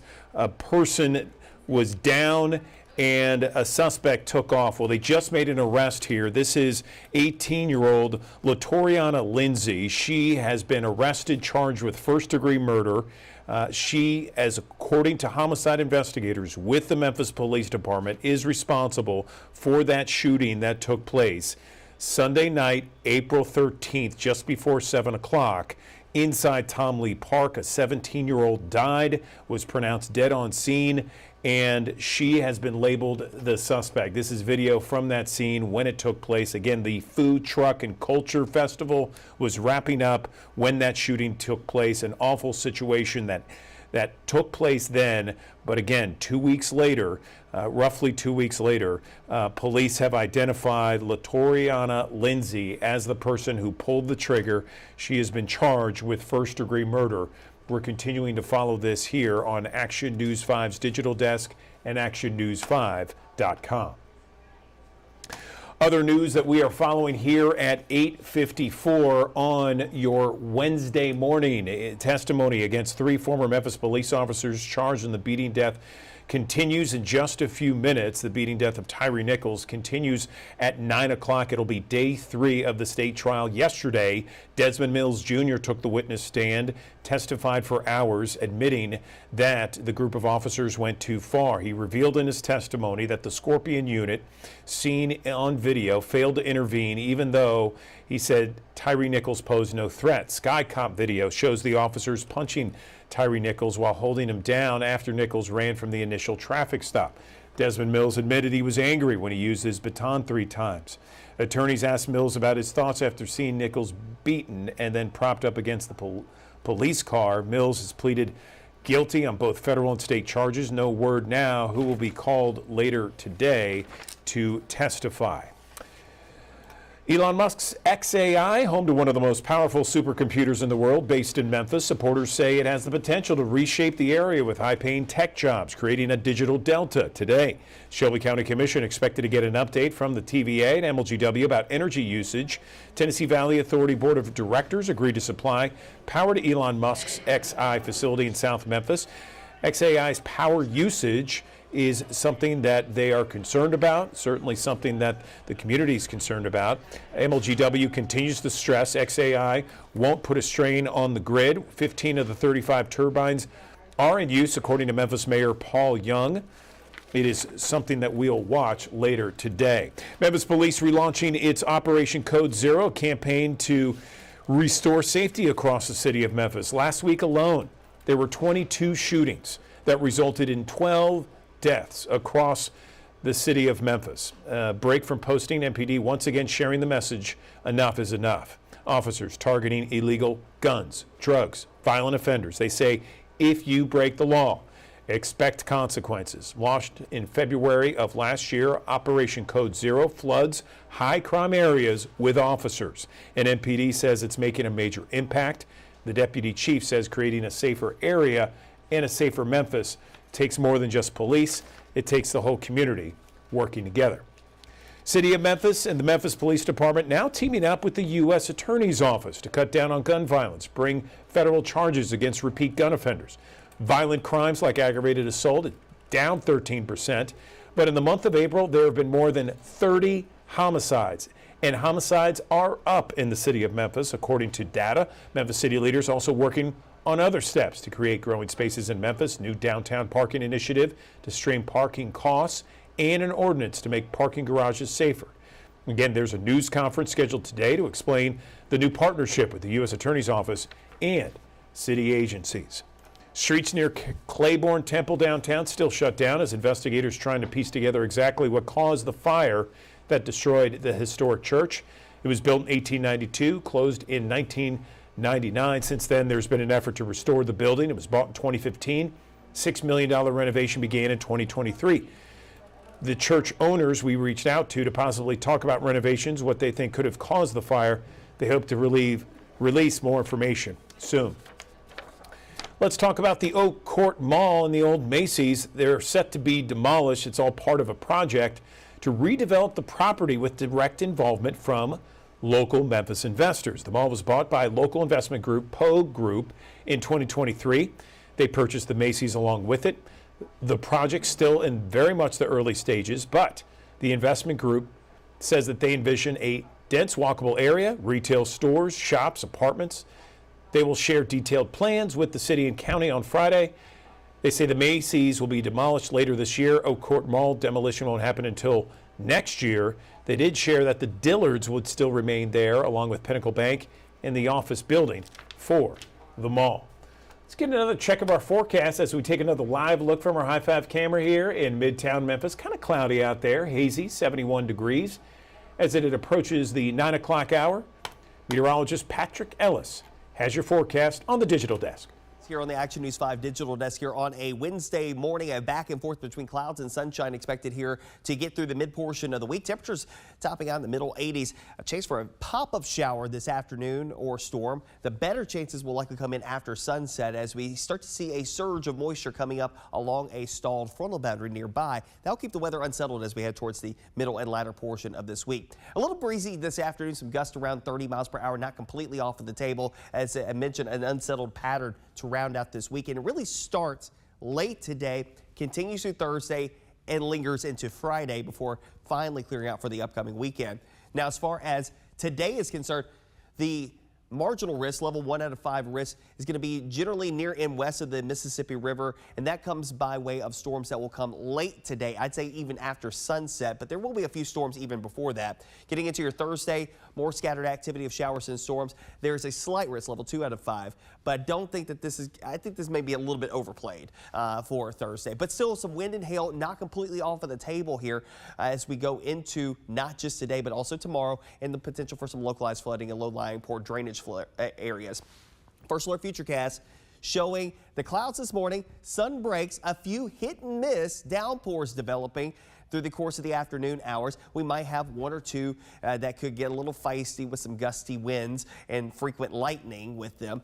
But the bulk of the showers and storms still to the south and west. They'll be lifting northward as we head through the evening hours. We'll take you into your Thursday morning with some scattered showers, rumbles of thunder possible.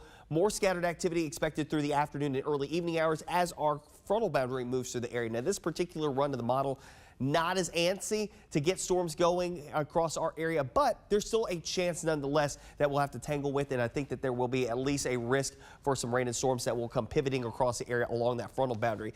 Second wave of a front will come through here on Friday. We'll start off quiet, but we may not end the day in the same vein. Scattered showers and storms may develop and turn active again as we head towards Friday evening and overnight. And that could have some implications for the beginning of the River Beat Music Festival Friday. Still looks that we'll get that system out of here through Saturday morning. But at any rate, better chances for rain between now and Friday, but it's not constant. So don't think that it's going to be constantly raining out there, but there will be periods of time where rain and storms may be a bit more prevalent. Today's rain chances more so this evening into tonight. Tomorrow's rain chances during the course of the day off and on. Friday's rain chances will be more predicated towards the back end of the day on your Friday. So when we look at the extended forecast, an 86 for today, 78 tomorrow. That's as the first front moves through the area. The second front comes through here as we head towards your Friday. And again, had to up the rain chances, unfortunately, for the beginning of the River Beat Music Festival. Again, that kicks off, gates open 4 p.m. on Friday, continues through 10, 11 o'clock, and we're hopeful that we won't have any impacts, but there is indication that would suggest otherwise. So we have to give that a medium chance for rain. But I think after gates open Saturday and Sunday, both with decent weather, it's setting up shop for Saturday and Sunday. River Beat rain chances for Saturday and Sunday look to be pretty low. We go into Saturday as well. There might be a few clouds and some opportunities for a shower for the cystic fibrosis Great Strides walk. Temperatures in the low 60s at 8 a.m. up to about 70 degrees by lunchtime with increasing amounts of sunshine and a north breeze coming in around 10 miles per hour. Of course, that north breeze helping to filter in some cooler air across the area Saturday and Sunday. That will start to switch around. We'll start to see the temperatures coming back up through the upper 70s, low 80s as we head towards next week with a mixture of clouds and sunshine.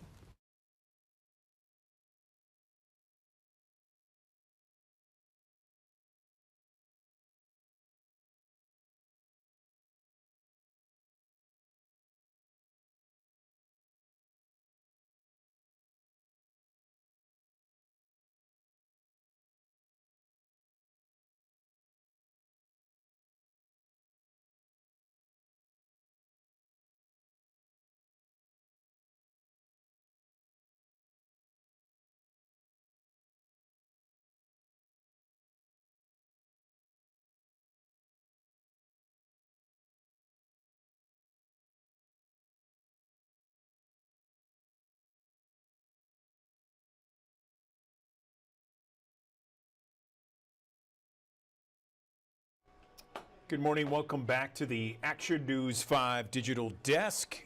There are so many opportunities to go walk your dog, whether it's in a neighborhood, around your home, at dog parks. Now that it's spring and it's warming up, it feels amazing outside and it's the perfect time to walk your dog. The problem is when you see these kinds of things and you have your dog going to different areas, being social along with you, respiratory diseases increase as well. And that's why it's so important for pet owners to take proactive steps to keep their pets healthy during this time of year. Let's bring in someone to talk more about this topic. I'm joined now by Dr. Natalie Marks. She's with Merck Animal Health, joining us on the digital desk. Dr. Natalie Marks, good morning to you. Let's talk about what are some key things that pet owners should be mindful of so they can keep their dogs healthy and protected. Good morning. Good morning. Thanks for having me. Well, respiratory disease season, as you mentioned, is ramping up for dogs, and we see that peaking between Memorial Day and Labor Day and spiking in July. That might surprise a lot of dog owners out there because for humans, of course, we think of respiratory disease really ramping in the fall and winter. That's why now is the perfect time to talk to your veterinarian about your dog's risk and vaccination options so we can keep them safe and protected from diseases like canine influenza, canine parainfluenza, and Bordetella bronchoseptica. And these are common respiratory illnesses that are transmitted dog to dog or through contaminated surfaces like toys, leashes, and water bowls, or even from secretions from other dogs coughing and sneezing. And we see them easily spread at daycares and kennels, but as you mentioned, just outside on neighborhood walks. So if you're planning travel for the spring break or summer and contemplating boarding your dog, or you're just getting outside more because it's finally getting nicer, so important to talk to your veterinarian about having your dog vaccinated to avoid the spread of these diseases. So tell me about some of the symptoms with these diseases. There's several you just mentioned. Can you just talk about some of the symptoms and ways to safeguard your dog with these diseases? Yeah, absolutely. So the big three I mentioned, canine influenza, which is dog flu, canine parainfluenza, Bordetella bronchoseptica. The good news is most of the time these diseases are mild. So we can see things like cough, runny nose, fever, lethargy, or loss of appetite. But that persistent cough is really uncomfortable for your dog. And in severe cases, some of these diseases can progress to pneumonia, which can be life-threatening. That sounds terrible. So let's talk about where we can get some of the best advice to kind of safeguard and let all those pet owners know, hey, look, this is what you need to do in order to protect your dog. Yeah, pet parents ask me all the time, how can I protect my dog as much as possible from respiratory disease? The answer is always prevention through vaccination. And two preventative vaccinations from Merck Animal Health that I love and strongly recommend are the Novivac Intratrac Oral BBPI and the Novivac Next Canine Flu H3N2. Let me tell you a little bit about both. So the oral BBPI has two components, BB, Bordetella bronchoseptica, and PI, the canine parainfluenza. These are the two most causative agents of a syndrome most dog owners have heard about, which is kennel cough. And I love this vaccine because it's super comfortable. It's administered orally through an immunomister applicator, and it just allows us to gently mist the back of your dog's throat or mouth. And the nice thing about this, it's a stress-free experience and it's can't miss coverage. The other is the canine flu vaccine, the Next Canine Flu H3N2. And this vaccine is low volume, preservative free. It optimizes protection for your dog against the most common canine influenza virus out there, which is H3N2, without compromising comfort or safety. Natalie, where can we get more information about this? Is there a place online? Absolutely. So if you want to learn more about the Novivac Intratrac Oral BBPI or the Novivac Next Canine Flu H3N2 or just vaccination options in general for your dog, visit merckanimalhealth.com. And don't forget, please visit your veterinarian and talk about your dog's individual risk and vaccination options so we can keep them as protected as possible this season. Okay, Dr. Natalie Marks with Merck Animal Health. We appreciate your time on the digital desk. Very valuable information for so many people out there. Thank you.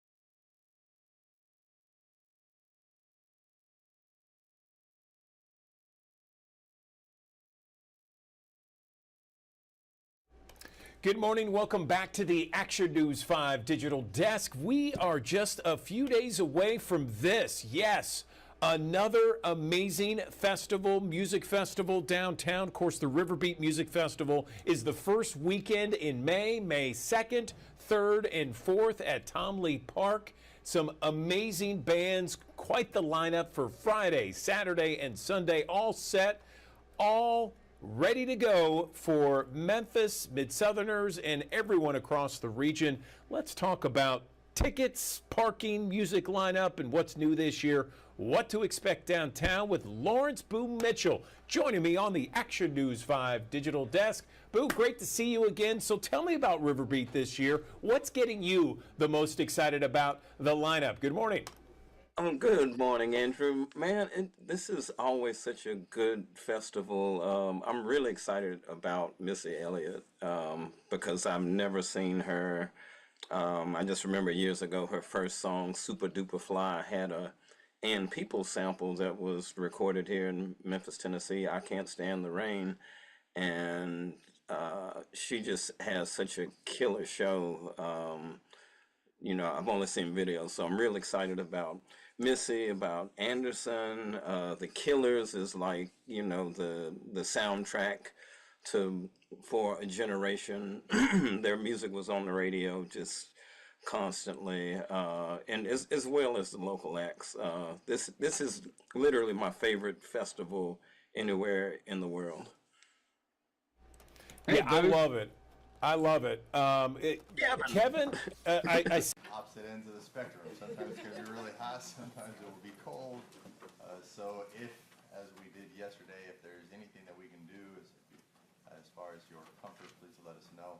We want you to be able to be attentive and not have any distractions. We are going to go ahead and proceed with the trial. Say you're ready with your next witness. Derek Miller.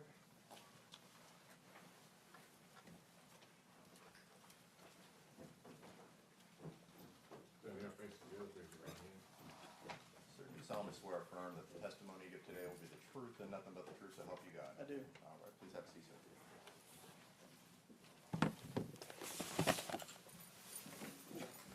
State your name for the court and spell it for the benefit of the court, please. Derek Miller, D-E-R-E-K, Miller, M-I-L-L-E-R. And how are you employed, Mr. Miller? I'm a special agent with the Tennessee Bureau of Investigation. And in particular, what do you do with TBI? I'm assigned to the Cybercrime and Digital Evidence Unit, so I used to be a digital forensic examiner. I now investigate cybercrimes for the state. What is a digital forensic examiner? A digital forensic examiner is somebody who is specially trained to extract data off of an electronic device, whether it be a cell phone, a USB drive, a computer, and forensically analyze that data in a manner that allows you to interpret it and see the data without changing it and manipulating it. What kind of training have you had to do that? I had my basic digital forensic training at the Federal Law Enforcement Training Center in Brunswick, Georgia. That includes extracting data appropriately and then analyzing the data you've extracted. I've also attended numerous courses, advanced courses on digital forensics, several different specific companies that make software tools, training for those tools as well. Have you had occasion to extract data from cell phones in particular? Yes, sir. Have you done that one time or many times? Many times. Describe to the jury how you do that. We have special tools that review the contents of the phone without changing or manipulating the data that's already on that phone. So we call that forensically examining, okay? All that means is we're getting what data we can from that phone based on that piece of technology, but we're not adding, deleting, or changing any of the data that was on that phone when we received it.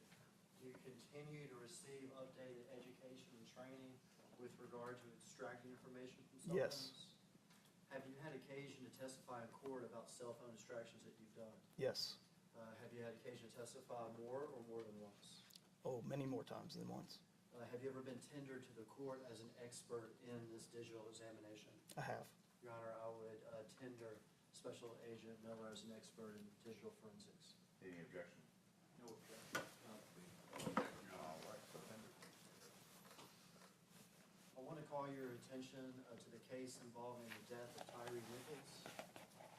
Were you asked in that case to do a forensic Yes, I was. Before you were asked to do that, was your attention called to a certain poll cam video? It was. And in reviewing that video, well, let's watch that video, and you tell us the point of the video that you're interested in. Yes, sir.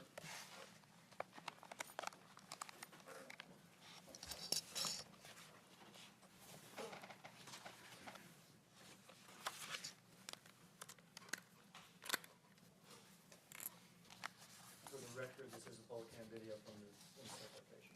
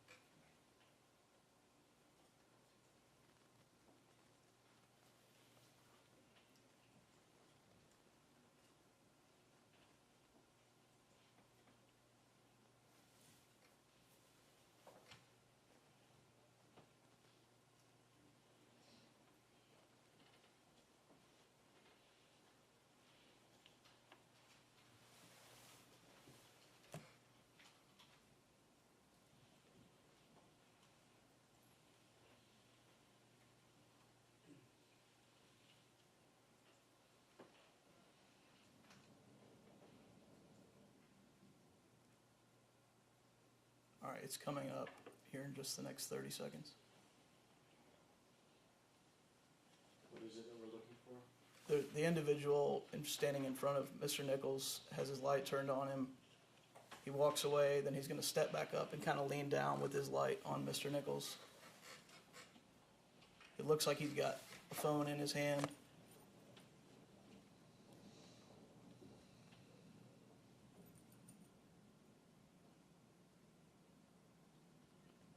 Timestamp there is 2040-10 for the record. Is that individual Demetrius Haley? Yes, Did that cause you interest in his cell phone? it did. We can stop the video now. Were you able to attain Demetrius Haley's cell phone? I was. Yeah, that device was submitted to me at the TBI. iPhone 13 Plus with a phone number of 901-581-3284. I don't know the phone number off the top of my head. That's not part of the examination. I could look it up if you need me to. Well, I'm just passing you Okay. your documentation. Okay. on it, so.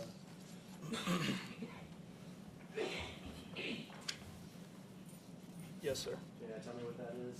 This is a property receipt from Demetrius Haley to TBI Special Agent Kim Covington for an iPhone 13 Plus with a phone number 901-581-3284 or 94.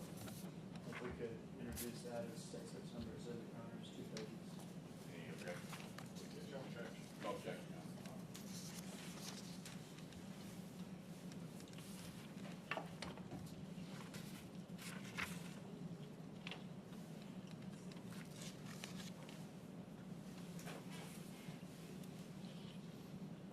What exactly are these reports? This is a submission of the phone to Agent Miller for examination.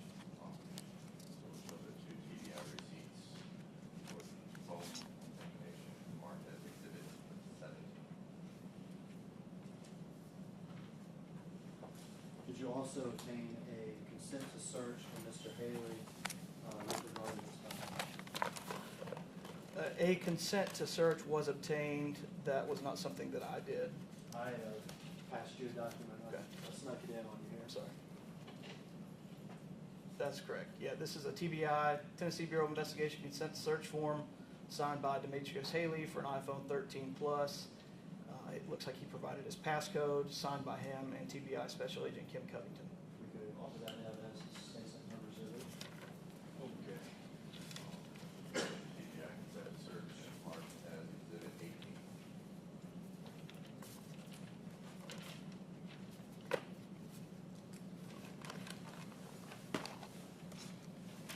All right, tell us how you searched the phone and what you're looking for.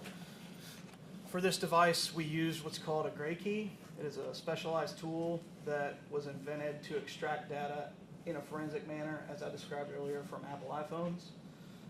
In this case, we obtained what's called a full file system. If you think about data on your phone, everything that makes the phone work, everything you do on your phone, pictures, text messages, internet browsing, that's all stored in what we call the full file system, okay? Think of a filing cabinet full of all of your data on a phone. When you delete something, the phone figuratively takes that piece of paper out of the filing cabinet and shreds it, and it becomes two different places. The deleted is not accessible. The non-deleted is still in that full file system. And so we're able to extract everything that had not been deleted from the iPhone. Did you find anything in the iPhone from the timestamp that we saw around 2040? Yes. Around 840 that evening? I did. I found one Apple Live photo. If you're familiar with Apple phones, they take a picture and a video at the same time and mush them together, and it allows the viewer to see a couple seconds before and after they actually press the button. So one live photo taken at 8:40 and 8 seconds on January 7th. Let me pass you this photograph and ask you if you recognize it. This is the photo taken at 8:40:08. Was it taken by Defendant Haley's cell phone? It was taken by a phone that matches the make and model of his phone. Did you find it? Did you find it during the examination? Of Yes. The phone? We offer that in the evidence that states that summary exhibit. Okay. So the photo from Haley's phone, that's exhibit 19.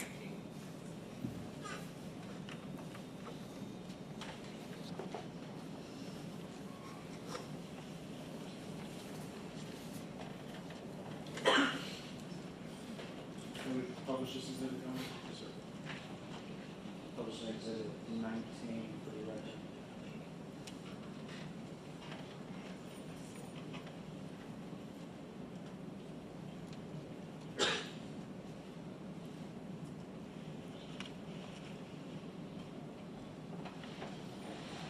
Where in defendant Haley's phone was this picture found? There are multiple versions of this photo found in a directory that is associated with text messages. So the way an iPhone specifically works is you take the photo, it stores it in a folder. That folder is the same every time. If you do things with that photo, it may create another version of that photo. It's just the way computers work. They don't always point back to the same location. It is an effort to make your life easier and faster. And so these pictures are sort of considered duplicate versions of the original photo, that it's stored in a directory that it would only store if you sent it as a text message. That makes sense. So you take the picture, it stores it in folder A, you send it as a text message to somebody, it takes a copy of that and puts it in folder B. If I understand you right, you found this in folder B, is that correct? Correct. How about folder A? I assume when I take a picture in my phone, that folder A would be like my photos. Correct. Is that right? That's correct. Did you find it in his photos? No. Why not?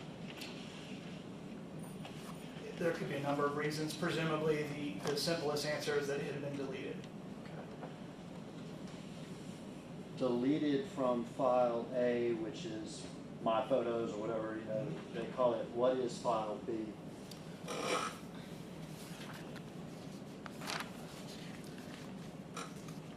File B is, it's called SMS.db. It's a database of everything about text messages. SMS stands for short message service.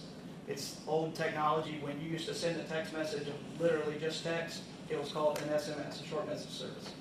The acronym remains, they keep the same naming convention. So SMS has its own little bucket. And when you send something as a message, it goes into the SMS.db bucket. And that's how we're able to know that this photo is associated with a text message, because the only way a file gets there is by sending an SMS or a text message.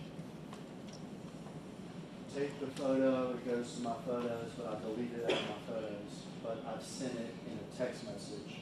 You can still find that photo in your phone, it sounds like. Is that correct? That's correct. And when you find that photo in my phone, does it still have what I'm going to call the metadata from the phone? Correct. Or from the picture? Yes. And when you found this picture within Haley's phone, does it still have the metadata associated with it? It does. And does it reflect the time that it was taken? It does. And what does it reflect? 8:40 and 8 seconds on January 7th, 2023, 8:40 p.m. Okay, so consistent with the video that we just watched. Correct. Was there evidence in the phone that, I guess you've already testified to it, that Mr. Haley shared the photo or sent the photo to other people? Yes.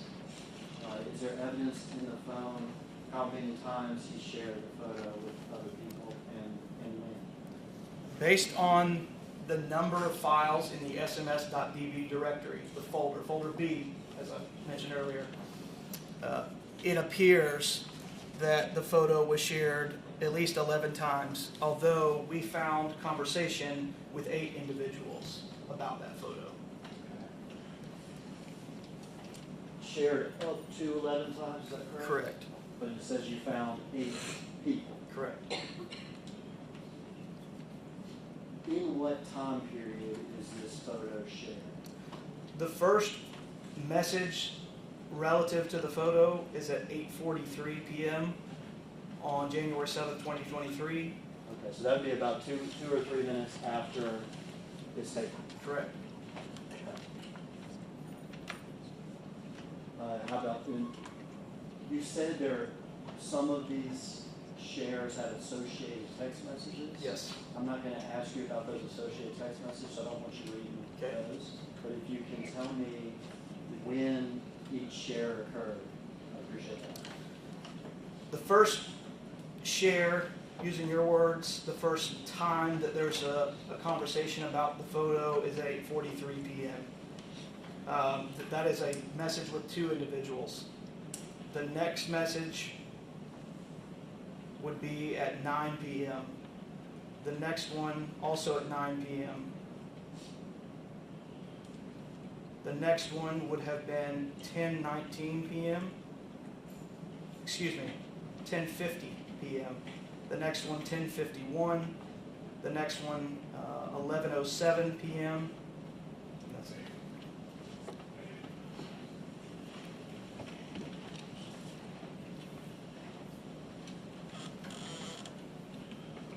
I'm going to ask you with regard to, did you find a particular text exchange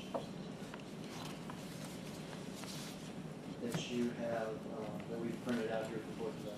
I did. Let me pass this to you. Tell me what this is. This is a iMessage conversation, which iMessage is Apple's text messaging service when two iPhones are messaging each other. This is an iMessage conversation between Mr. Haley and somebody stored in his phone as MPD Fox Austin P. And is that an extraction from Mr. Haley's phone? It is. We have that marked as 662. No objection. No objection. No objection.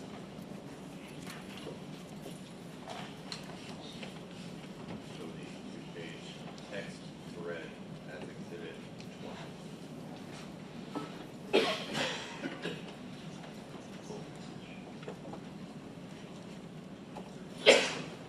Permission to publish exhibit 20, Judge? Yes, sir.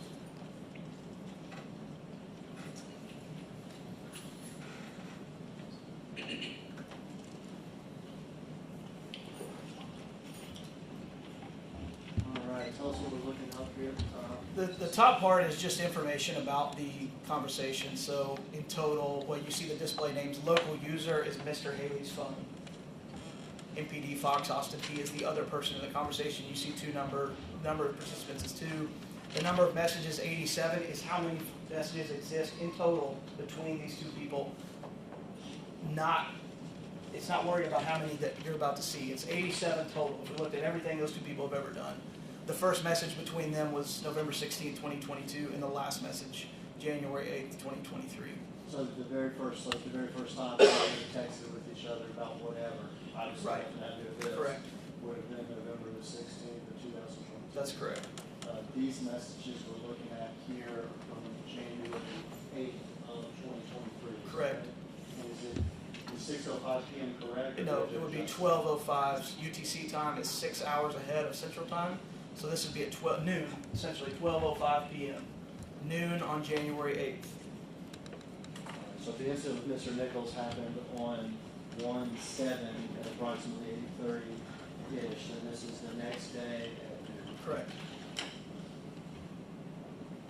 What's read the first sentence? Yes, the first bubble there, MPD Fox Austin P.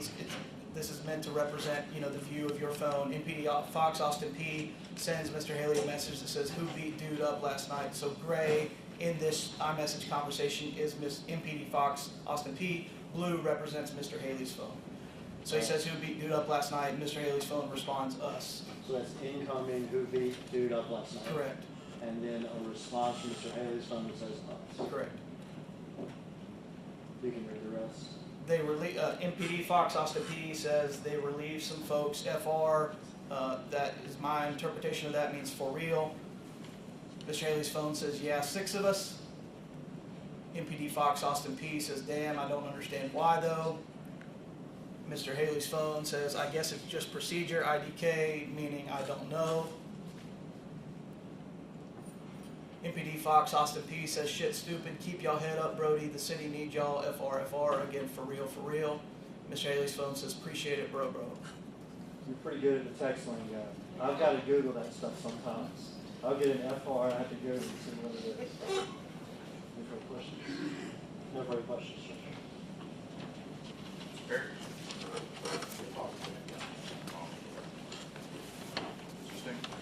Thank you, Your Honor.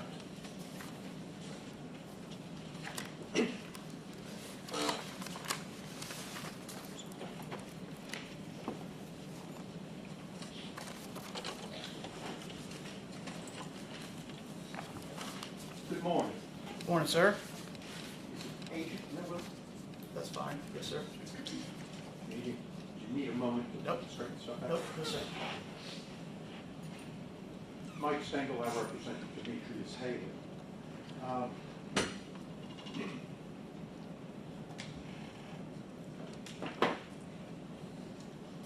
Am I correct that in analyzing, once you've dumped the messages associated with this picture, that you were also able, like we just saw with MPD Fox Austin P, you were also able to see text messages with respect to who that photo was sent to, correct? Yes, sir.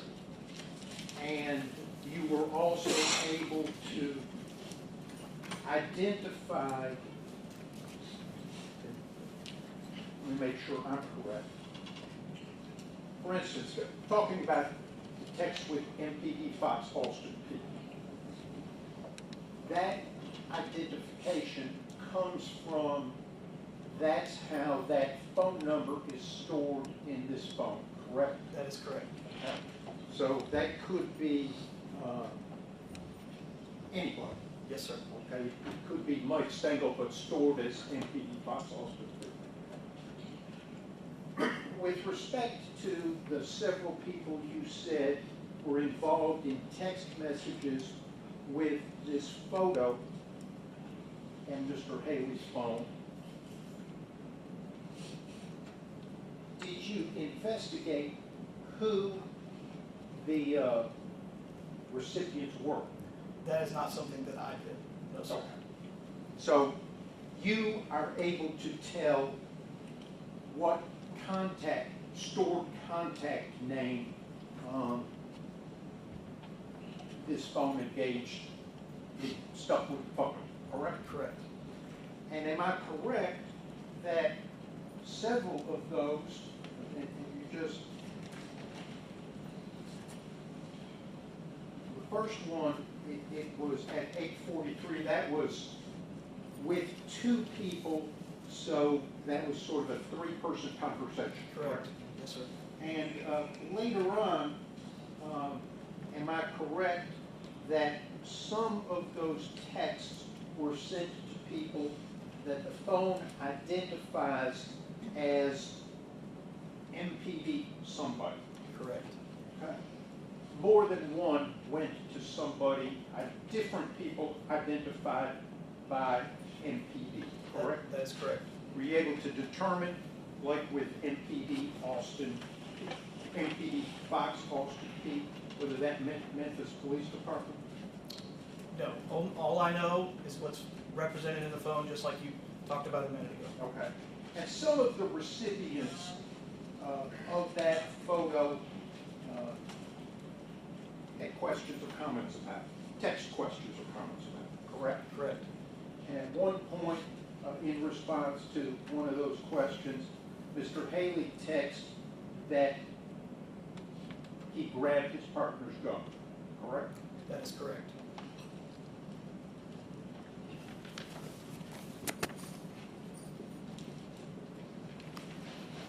In addition to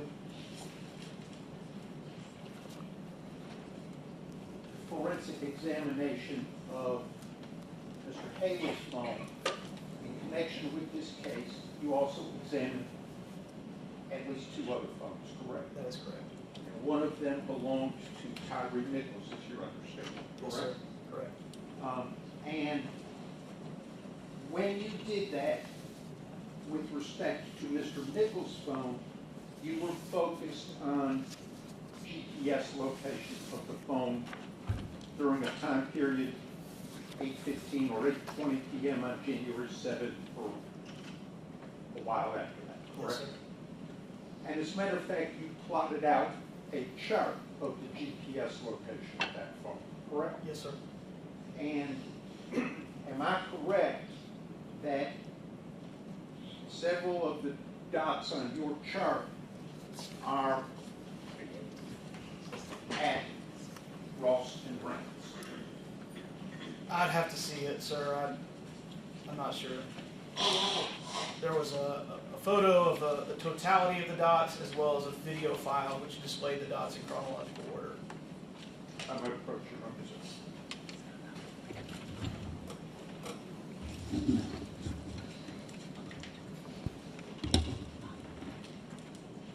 Yes, Do you sir. recognize Yes, sir. that as a copy of part of your work product? Yes, sir. And that's from your forensic examination of Tyre Nichols' phone related to this case? That's correct. Your Honor, I'd ask that be marked as the next number of exhibit. No objection, Judge. No.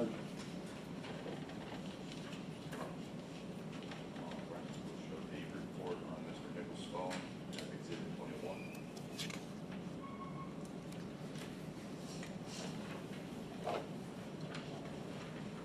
With respect to examining Mr. Nichols' phone, other than focusing on the GPS location, what did you examine? In this case, I gave 2 maps of GPS location as well as all of the contents of the phone to the investigator that submitted it to me. That's standard procedure. Okay. Did you examine any of the text messages? I don't know if I did or not, but they're not in my report. Did you examine the contacts saved in the phone?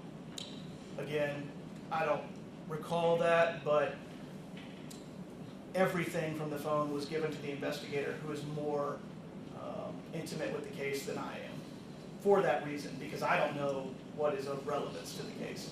Okay. Is it a fair statement that after extracting all of the data from the phone and giving it to the investigator, would the investigator be Agent Nick Ellison? No, my report was provided to Charles Baker, GPS Special Agent Charles Baker. So you gave the contents extracted from Tyre Nichols' phone to Agent Charles Baker, correct? Correct. You prepared these 2 reports of GPS location, correct? That is correct. Those were given to him. Correct. You didn't prepare any other reports? Correct. No reports on contact names, emails, text messages, social media, anything like that? That is correct. Online purchases or anything? That's correct. I might have a moment with my clients, Your Honor.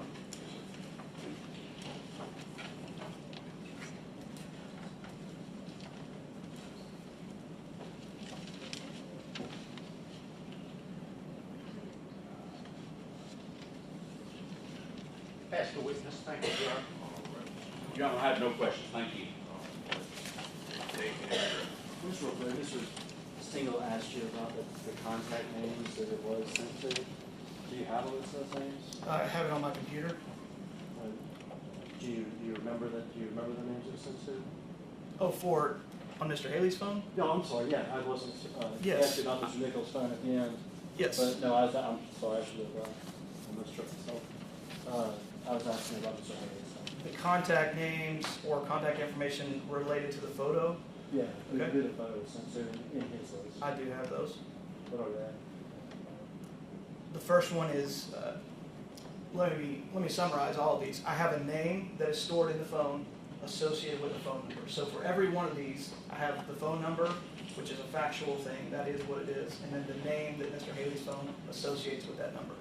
So the first name is MPD Jazz, parentheses, Lil Sis, in parentheses, property and evidence. The second name is Brittany. The third name is, I may get the pronunciation wrong, Vashti, V-A-S-H-T-Y-E. The fourth name is Bree Beal, B-R-I-B-E-A-L-E. The fifth name is Shamika, A-T-C. Number 6 is MPD Mike, Mount Moriah Task Force. 7 is MPD Smith, OCU. What's the phone number for that? 901-254-9333. And the last name is MPD McKinney, SVO. That's all the questions, Commissioner. Anything else of this witness? No, those are all the questions. Yes, sir. Thanks, sir.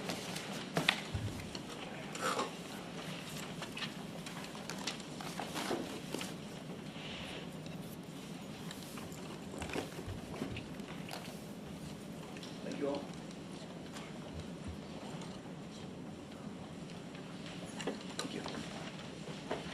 State, are you ready with the next witness? Yes, Judge. The state calls Ms. Radrisha Mackey.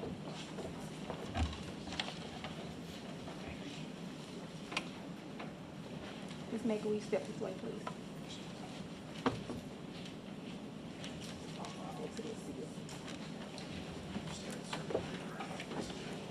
Do you solemnly swear or affirm that the testimony you give today will be the truth and nothing but the truth, so help you God? All right, with that seat, one. You can proceed. Thank you, Your Honor.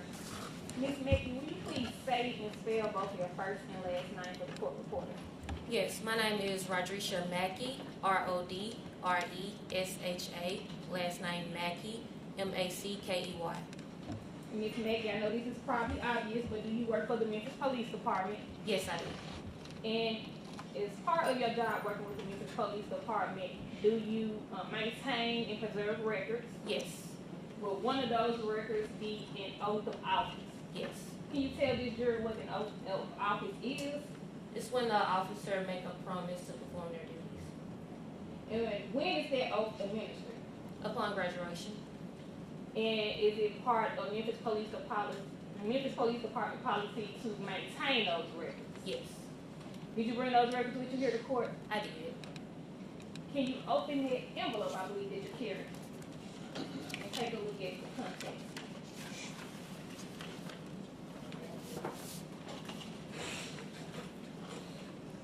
Yes, this is the oath of office. Can you tell us who those oaths of office are for? To Darius Bean, Emmett Martin III, Demetrius Haley, Justin Smith, and Desmond Mills Jr. Your Honor, at this time, I would ask that Ms. Rodrisha Mackey be tendered as a keeper of records for those documents and acts that they be added as the next number exhibit. All right, first, as far as the, any objection to being the keeper of the records? Objection. No, no objection, Your Honor. All right, as far as this being the next labeled exhibit? No objection. Is this going to be one collected? Yes, Your Honor. All right, passes.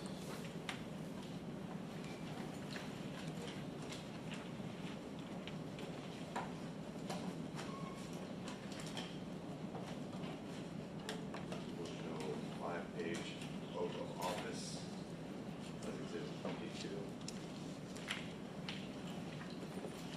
Your Honor, permission to publish the oath of office to the jury by having it read aloud. Thank you.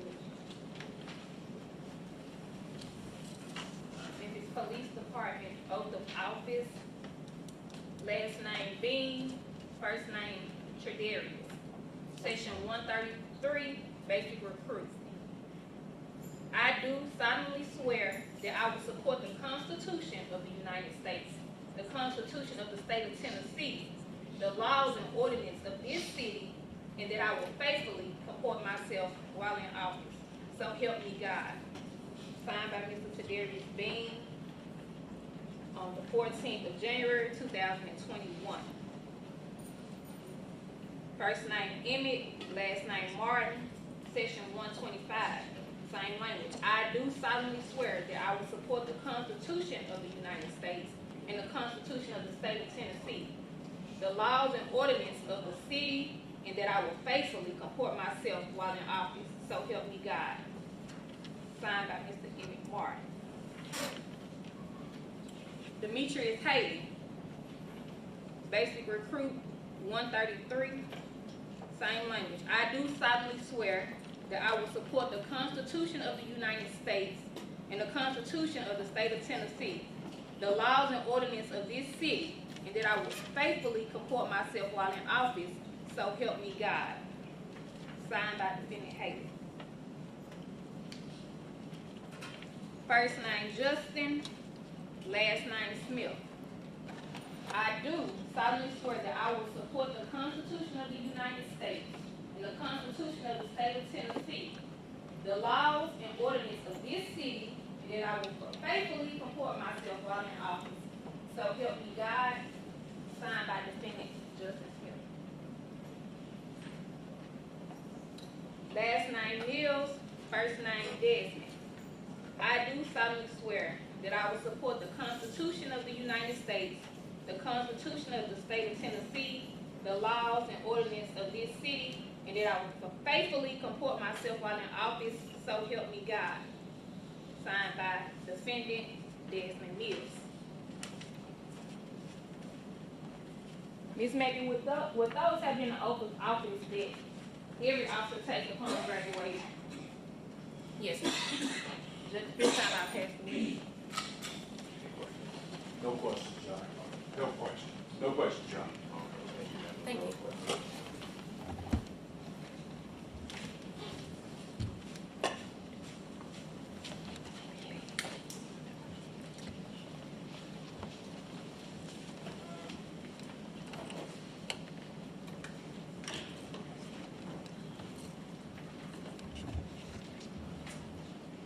State, you ready with your next witness? Yes, sir. State calls Dr. Ross.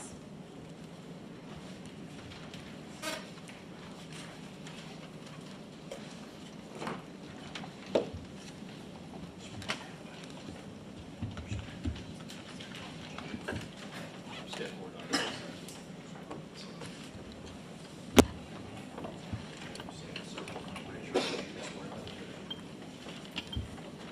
Sir, do you solemnly swear or affirm that the testimony you give today will be the truth, the whole truth, so help you God? I do. That's easy.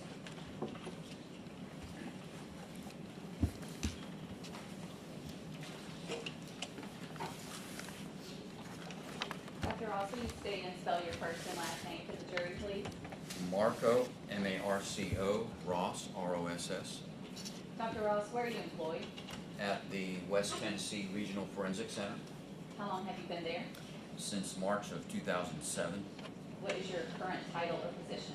Chief Medical Examiner and Forensic Pathologist. How long have you held that position? I've been the Chief Medical Examiner for approximately 3 years now, as Forensic Pathologist since I started there, What are your duties as the chief medical examiner? to oversee the operations of the West Tennessee Regional Forensic Center and to direct the activities of staff pathologists. Can you tell the jury a little bit about your educational background before becoming the chief medical examiner?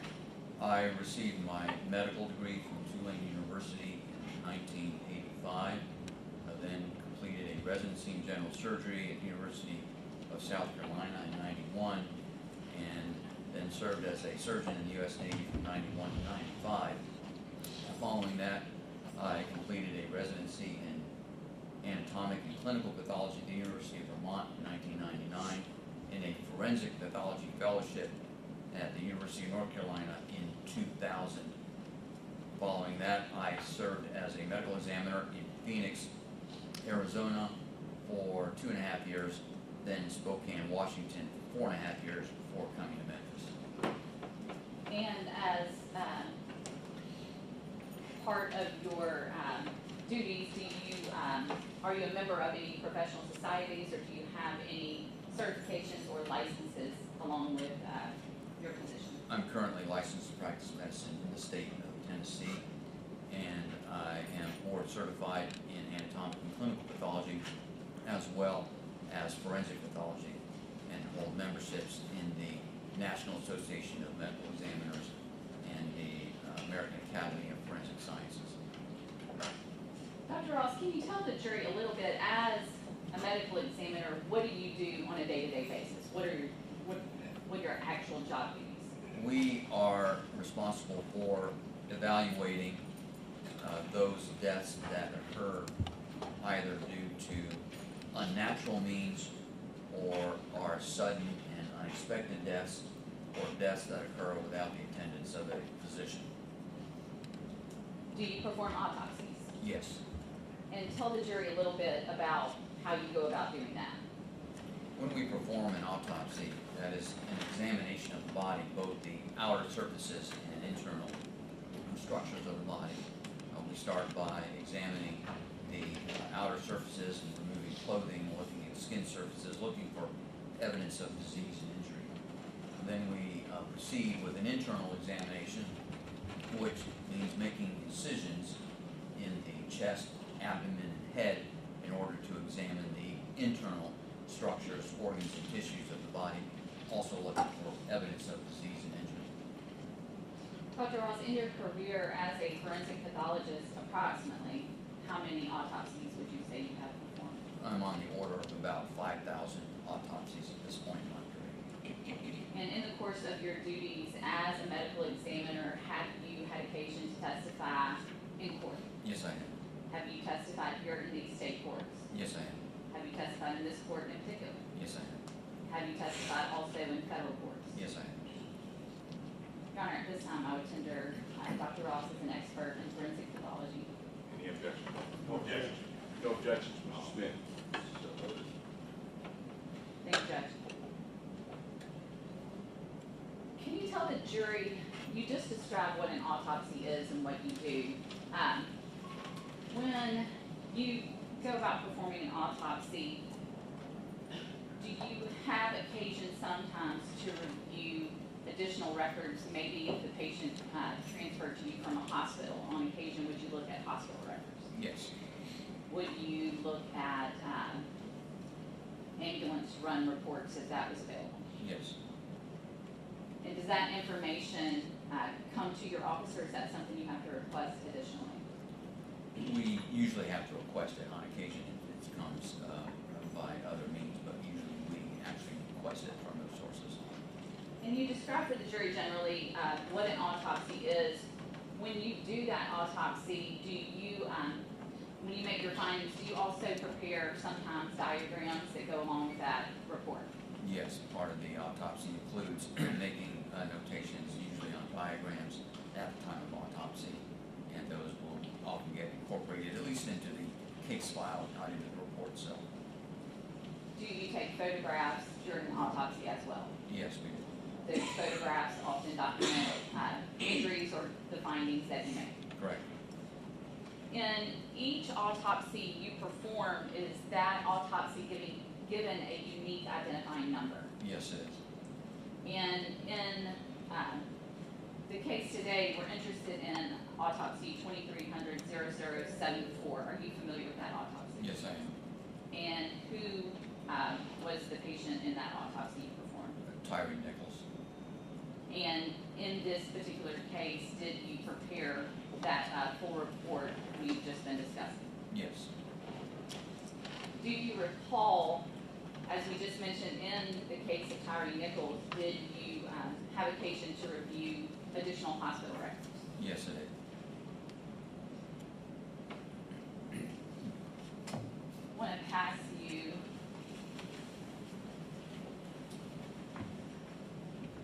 a document.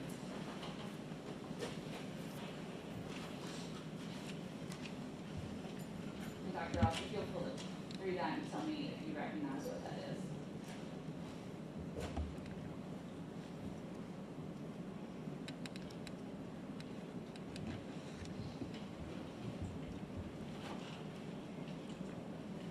These are copies of our report of investigation, the autopsy report, the neuropathology consultation report, the toxicology reports, associated diagrams, as well as an evidence release report and a copy of the death certificate. Does that appear to be a full copy of the autopsy report for Tyre Nichols? Yes, it is. Your Honor, I would ask that this be marked as an extra exhibit. Objection.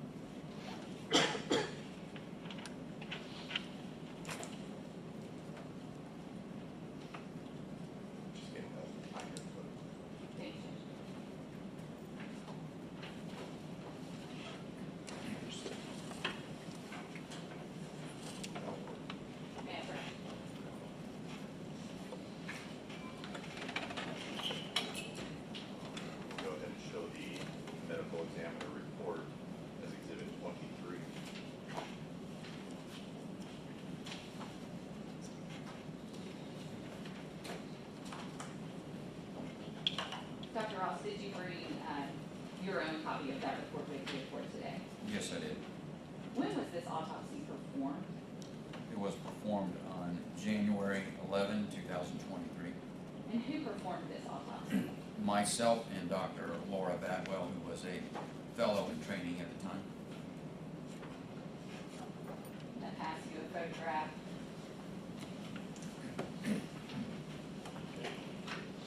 Sorry, Brent. Make sure that's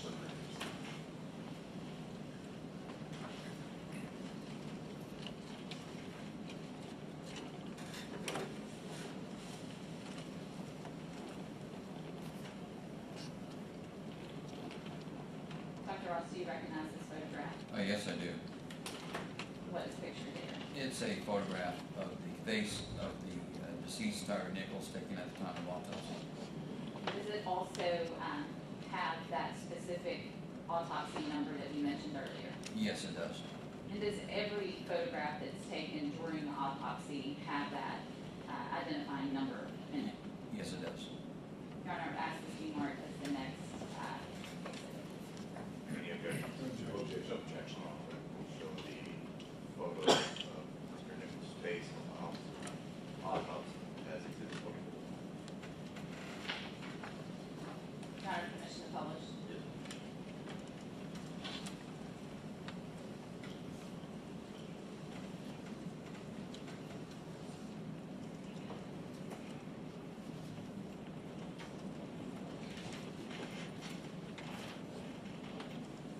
And looking at the screen, Dr. Ross, is that Tyre Nichols as you encountered him on January 11th during the autopsy?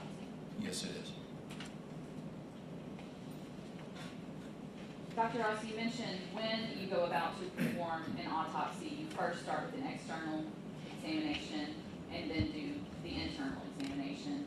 So I want to start today with the external examination. First, and I believe there may be some diagrams in the autopsy that could be helpful in explaining this, but did you do the external examination of Mr. Nichols? Yes. And tell the jury a little bit about how you go about that.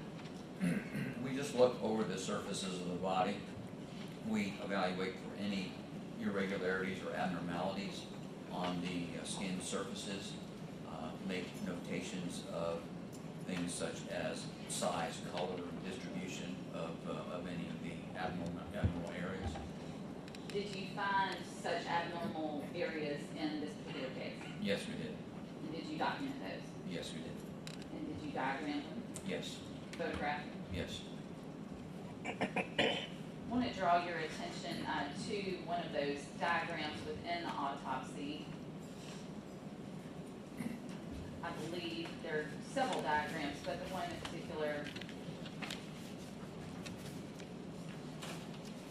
that's labeled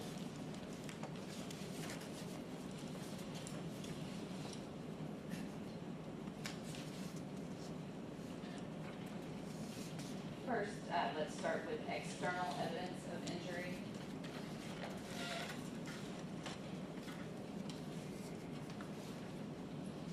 Yes. And Your Honor, this is part of the autopsy that's been admitted. I'm asked permission to publish that diagram so the jury can follow along. And if I could also pass Dr. Ross a laser pointer in case it may be useful. It sure works. Wasn't working yesterday. And Dr. Ross, we may need to test that that's, I think we have to point it at the screen to see if it's working.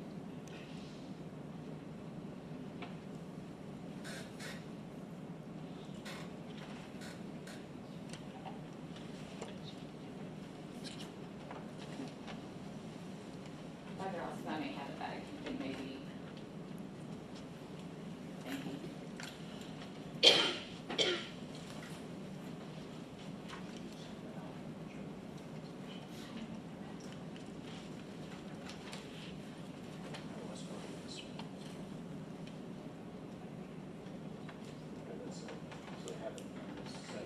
A large circle, but not a red dot.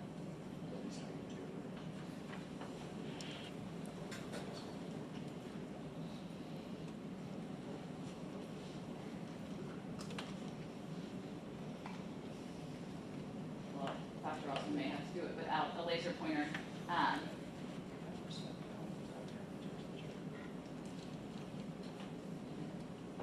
If you will, Dr. Ross, if you would step down, and I have a copy of that here, sort of discuss with the jury, and I apologize, the types of injuries we see here, and they can also see on the diagram behind me. What we documented on this diagram are the locations of abrasions, otherwise, or scrape marks on the body. Those are labeled with the letter A. And then we also noted the locations of contusions, also known as bruises, labeled with the letter C for contusion. So on this diagram, you can see several letters A and C referring to abrasions and contusions. There are abrasions on the right side of the face, on the top of the left and right shoulder, over the central chest region. There are also abrasions on the knees and on the fingers of the left hand, and there are, right hand, and then they're also on the elbows. And then there are areas of bruising on the right upper arm, the right forearm, the right hip and abdomen region, and also on the left lower leg and on the left side of the neck.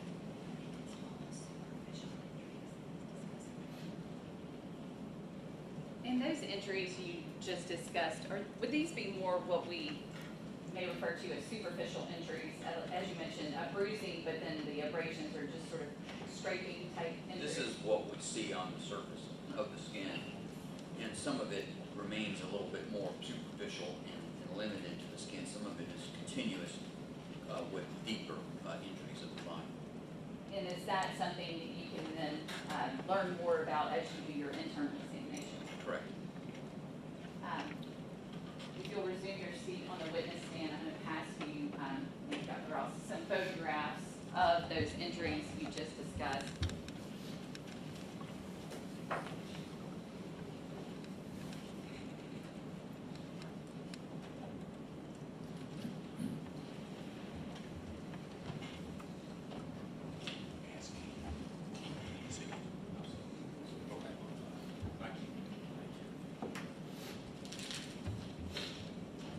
If I may pass all of these and then we'll admit it collectively, if it may just be easier.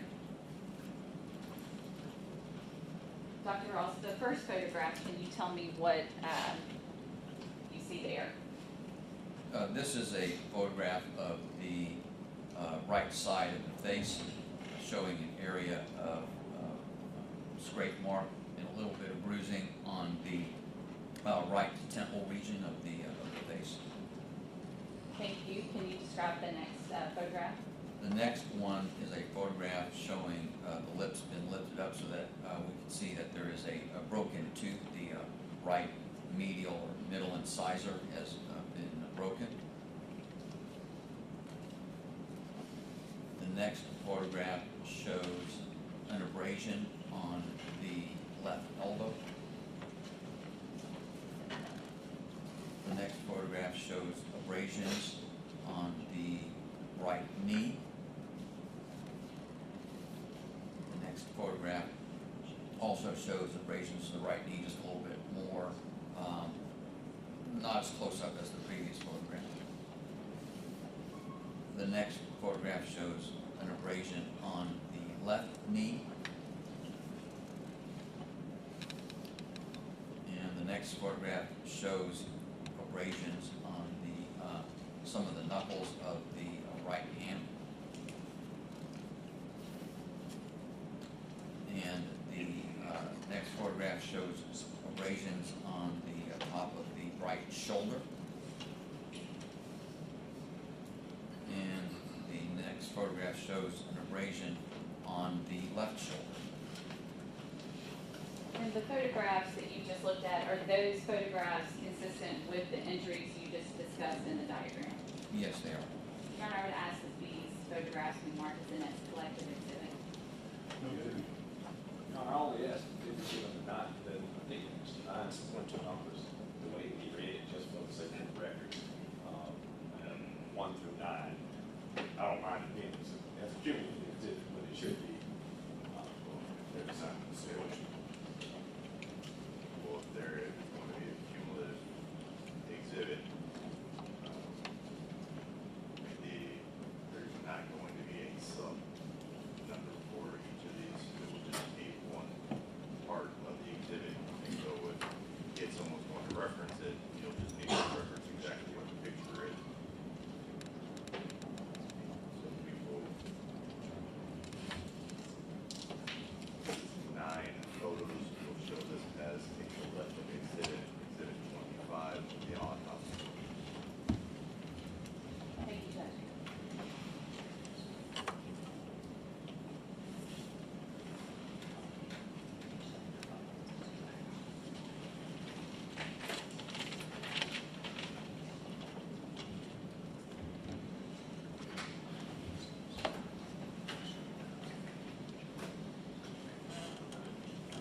Your Honor, if I may publish to the jury, and again, if I could just have Dr. Ross step down and with each photograph, show the jury what he's describing.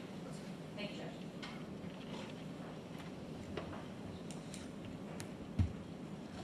This is a photograph of the right side of the face. You can see the eye is over here, and the ear is back here, right around here. And then right here next to the right eye on the right temple, there's this sort of darker area here, and then you see kind of a reddish, pinkish area down there. That represents an abrasion or a scrape mark on the right temple region. Some of it is just darker because it's healing or beginning to heal and scab over in some areas. There may be some associated bleeding underneath those tissues as well.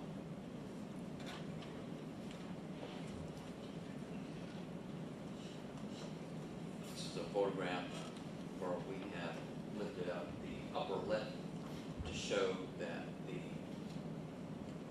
tooth on the right side, the incisor tooth, has been broken. You can see that the one on the left side is intact, the one on the right side is a broken tooth.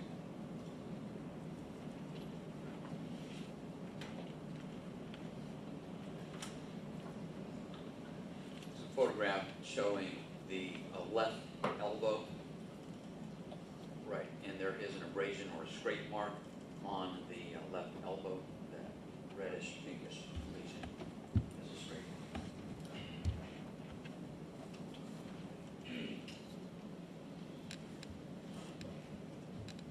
It's a photograph of the right knee. And you see several of those pinkish, reddish scrape marks around the right knee.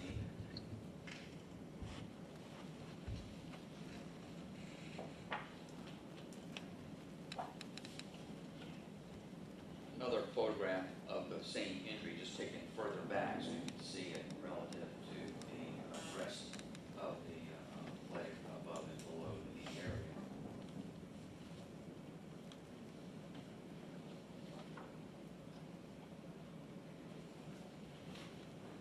And on this one, you can see another abrasion, that pinkish area on the left knee.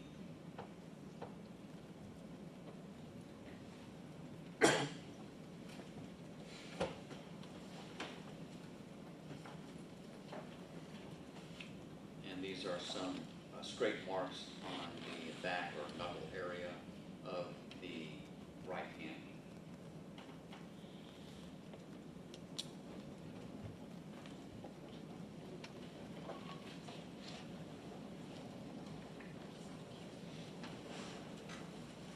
And this is a photograph of the top of the right shoulder, showing those kind of reddish brownish areas are additional abrasions, scrape marks on top of the right shoulder.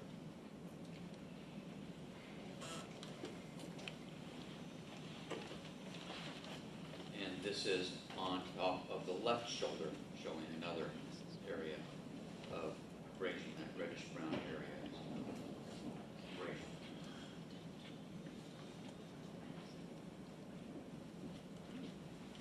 Thank you, Dr. Ross.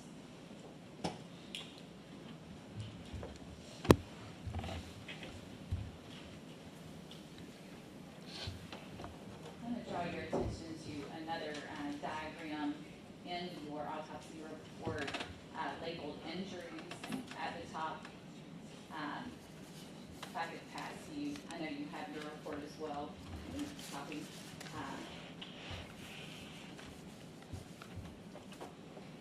As opposed to the one that we just discussed, does this one have more detail about injuries?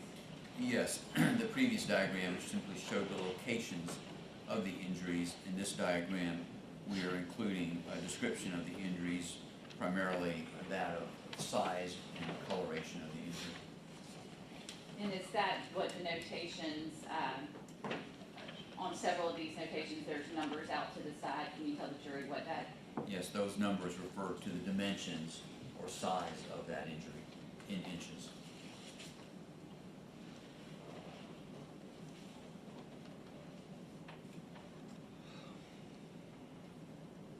I want to ask you about one thing in the autopsy report.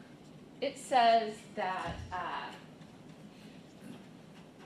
it says that Mr. Nichols was 73 inches tall and weighed 209 pounds. Correct. If the information was that Mr. Nichols weighed much less prior to this incident, is there any explanation for, upon your contact with Mr. Nichols, why he would weigh that amount? Because of the amount of fluids administered to him medically during his hospitalization. The hospitalization records in most hospitalized cases, they keep a fairly accurate recording of the amount of fluids given to the body, primarily as either fluids ingested, dietary fluids, but also includes intravenous fluids, IV fluids, blood products. And in this case with Mr. Nichols, basically it's all primarily intravascular fluids. I believe some blood products are also administered, but primarily intravenous fluids of some variety. And then they also measure output.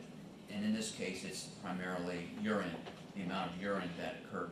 And during his stay in the hospital, as I recall, the records showed that he had received approximately 25.5 liters of fluid, but had only put out about 4 liters of fluid. So he's got an excess of 20.5 liters of fluid in his body. So that's how much more fluid is retained by his body that was not excreted by the body.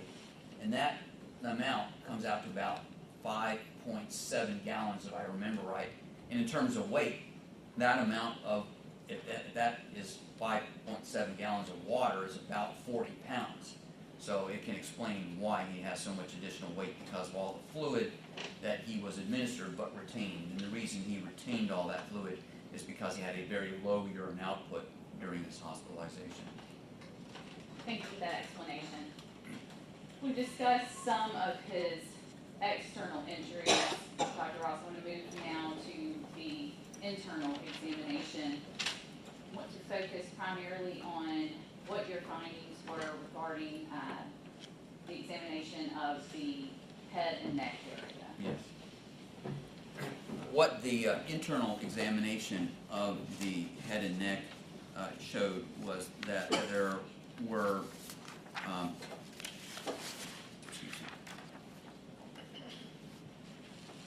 there were some injuries of the what we call subscapular and subgaleal tissues.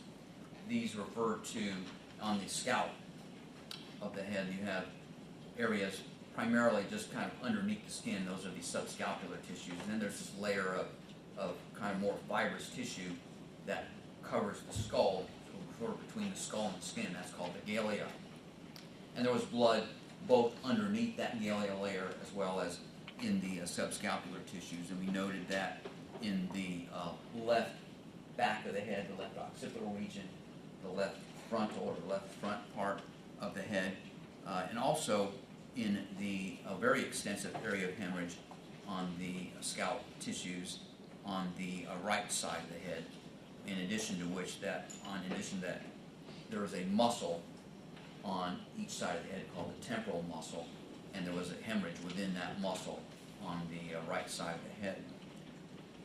We then proceeded with an internal examination of the head, and looking at the brain, saw that there were areas of some contusion or bruising on the brain surfaces towards the front, sort of the left side, what we call the left temporal cortex, and then when we did examinations by making sections in the brain, we could see that there were injuries and hemorrhages inside the brain tissue, the most significant of which was a large area of tearing of the brain tissue on the left side of the brain that extended from near the surface of the brain on the outer left side and towards the front, and extending into the deeper structures of the brain on the left side, and a lot of hemorrhage associated with this actual tearing of the tissue. We also noted a smaller area of tearing on the right outer part of the brain as well, also with hemorrhage in that lesion.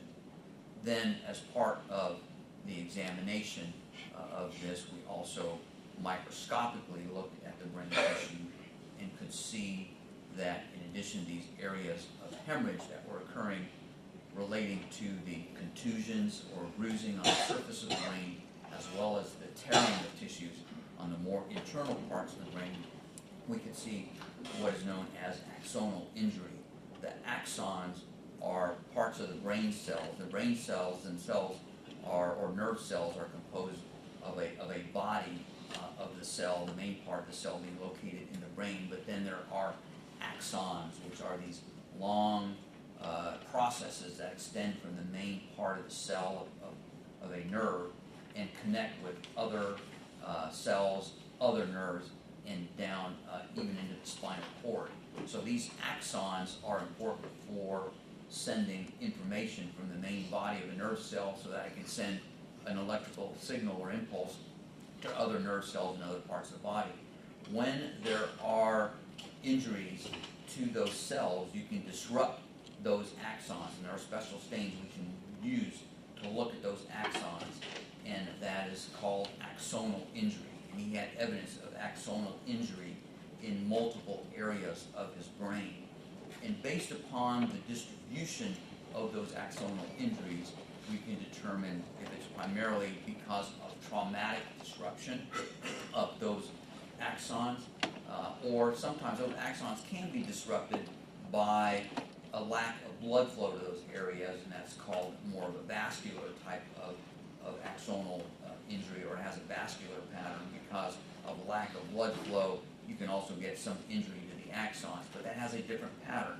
And then sometimes you just can't tell, and it's what's called an indeterminate. There were some areas of indeterminate pattern, but there were multiple areas of clear traumatic pattern of axonal injury, indicating that these axons had been disrupted because of the shear effect of traumatic forces being applied to the brain. You talked about the axonal injuries.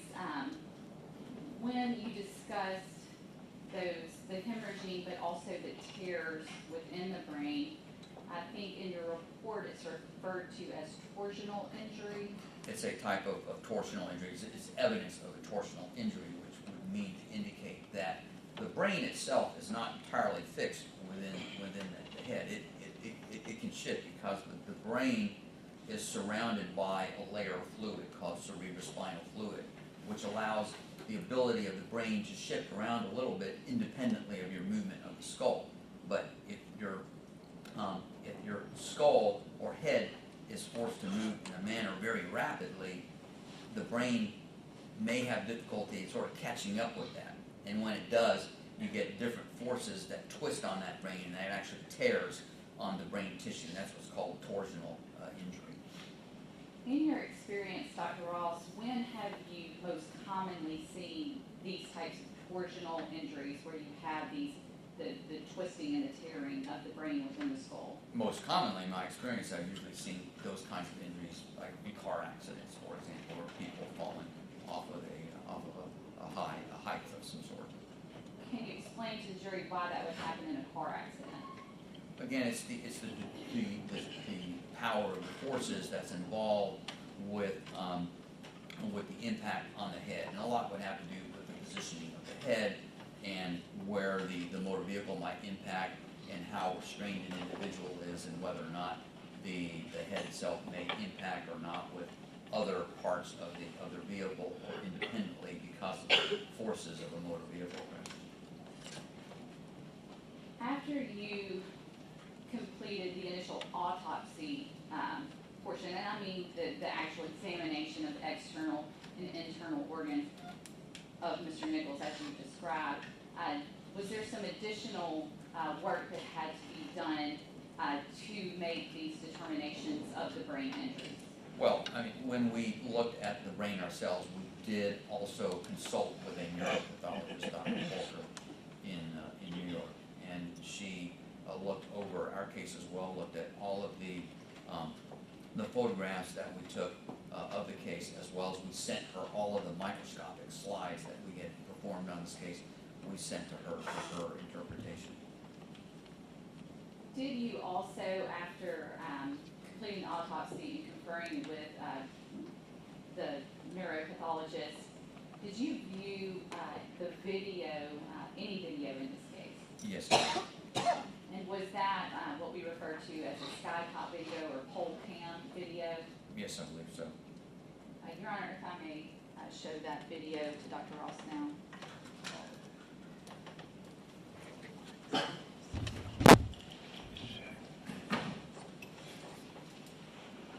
Ross, it takes a minute for the camera to get there, but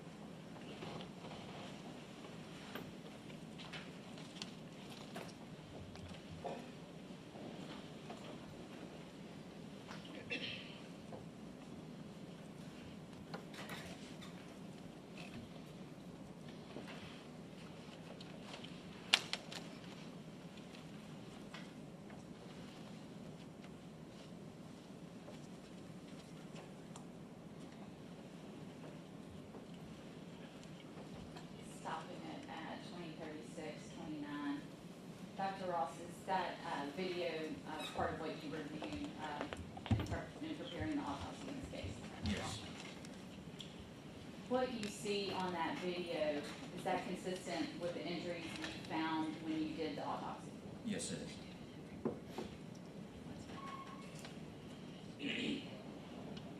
I want to talk a little bit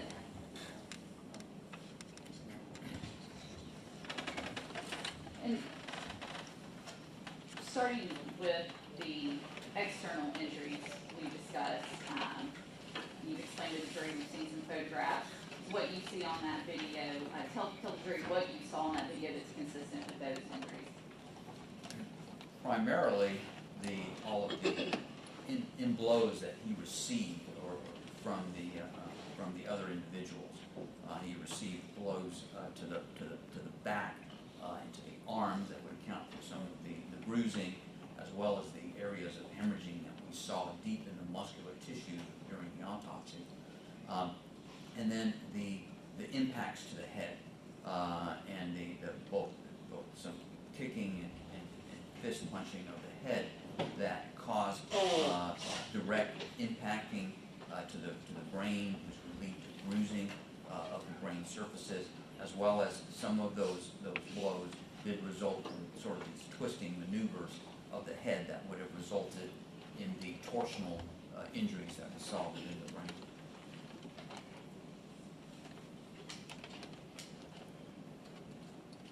Explain for the jury a little bit, we see that video, and I don't know in your review if you stopped there, or did you watch the entire video, or more than we just saw? I think I watched the point up to where emergency medical services arrived on the scene. And if the video shows Mr. Nichols, well, let me start with this, Dr. Ross. What is the sort of chain of events, so to speak? You talked about these brain injuries as well as the injuries on his body from this trauma. What starts to happen physiologically within Mr. Nichols' body after he sustains these blows? Due to the injuries to the brain that were sustained, the brain itself responds by beginning to swell. Swelling is a normal tissue response to injury. Example, you bump yourself and you get a bruise really hard, and that area of skin and tissue around it can swell some. Well, the brain itself swells. The problem with the brain swelling is that it's swelling inside the skull, which itself cannot expand. So when the brain tissue swells inside the skull, there's increased blood pressure, increased pressure in the tissues of the brain. And what happens because of that increased tissue pressure inside the brain, it can affect the blood flow in the brain. And it can actually, that pressure itself can sort of squeeze down on some of the blood vessels. And so you actually get a loss of blood supply to certain areas of the brain. And the areas of the brain that can be affected by this include areas of the brain that can affect and control heart rate and breathing. And so head injuries such as this with the swelling can lead to a cardiopulmonary arrest, which is what occurred in Mr. Nichols' case. He was transported to the hospital, and with resuscitation measures, they were able to resuscitate him to the point where his heart activity returned, but there was persistent brain injury. He remained comatose during that, even after resuscitation. There was some activity that made them concerned that he might be having a little bit of seizure activity. They used some seizure medications, but subsequently, over the next few days, he progressed to the point where they determined that he no longer had any brain activity and was pronounced brain dead.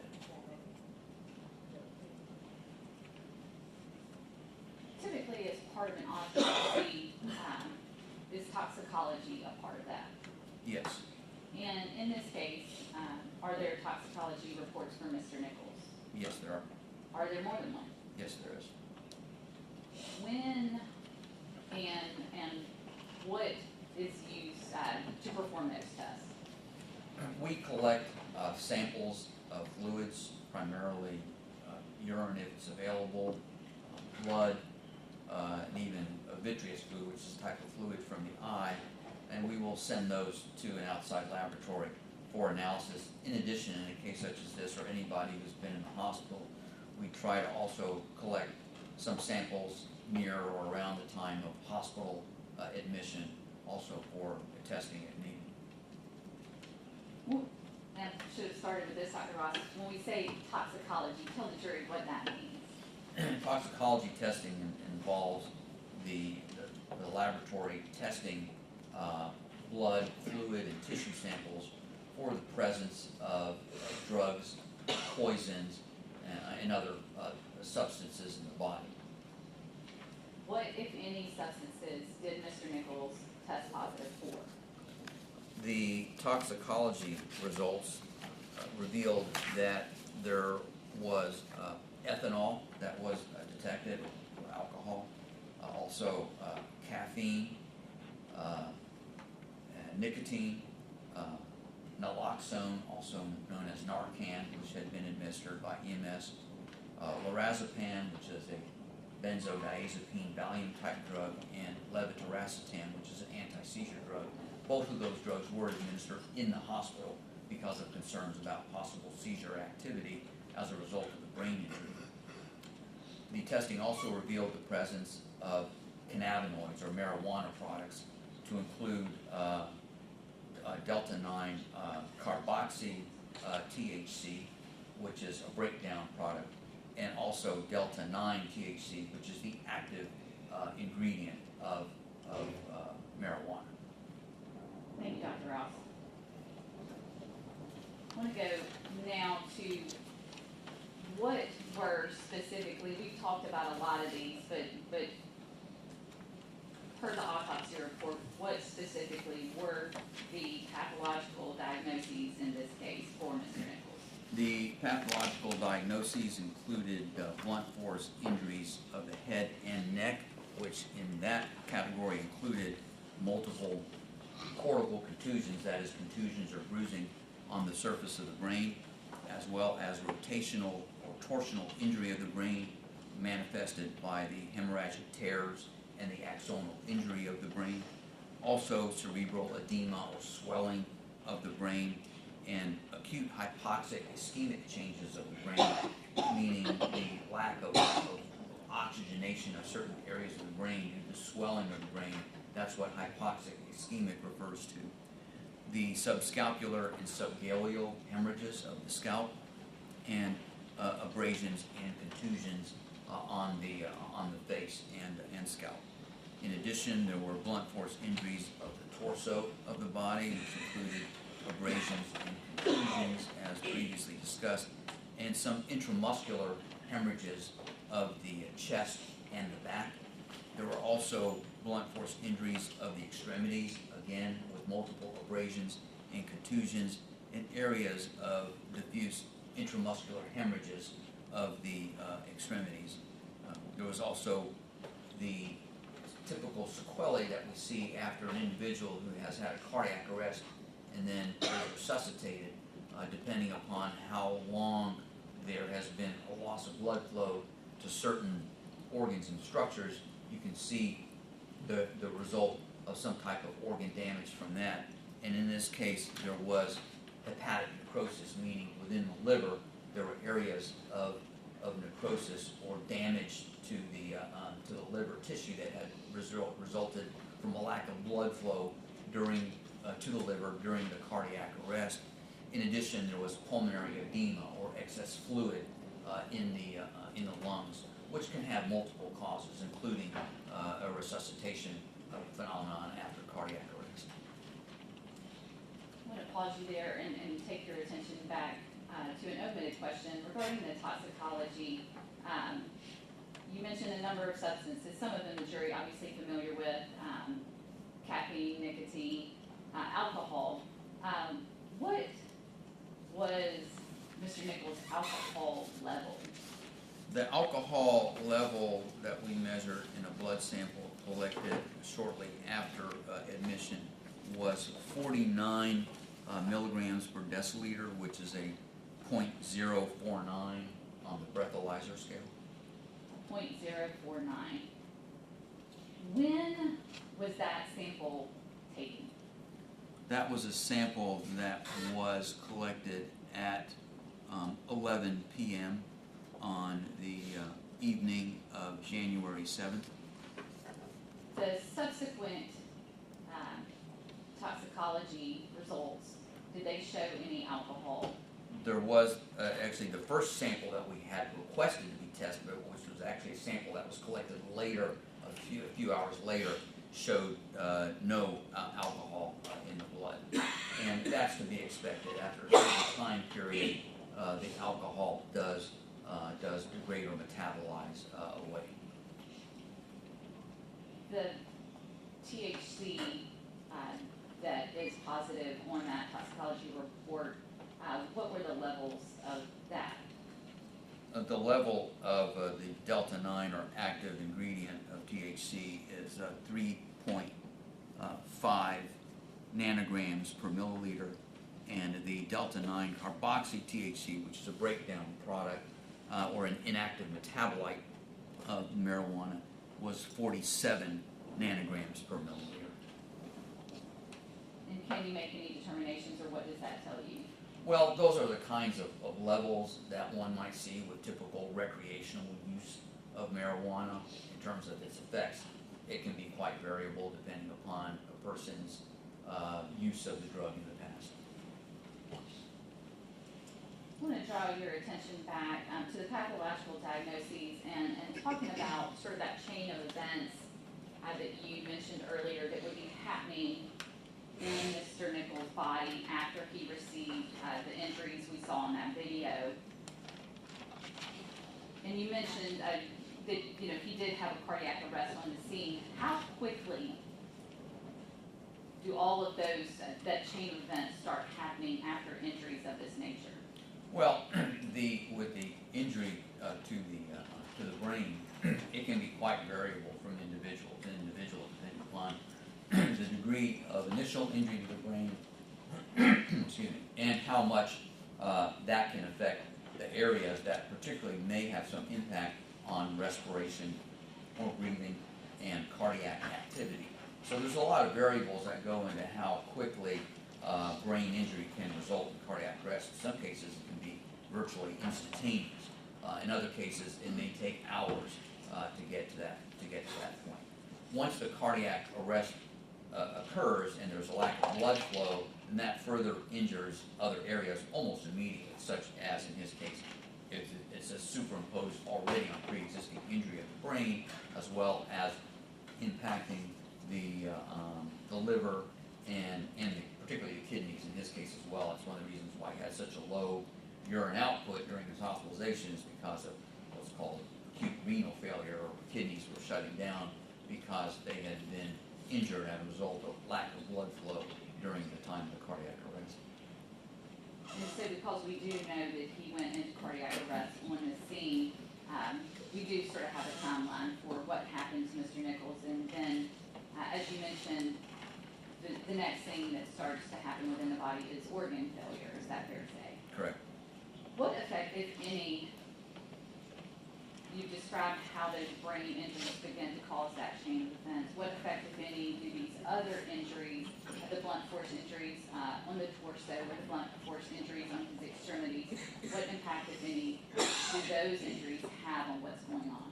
Well, there are two impacts. Number one, there's hemorrhage into those tissues, so it's basically an effective loss of blood volume from what would normally be circulating and providing adequate oxygenation to his other tissues.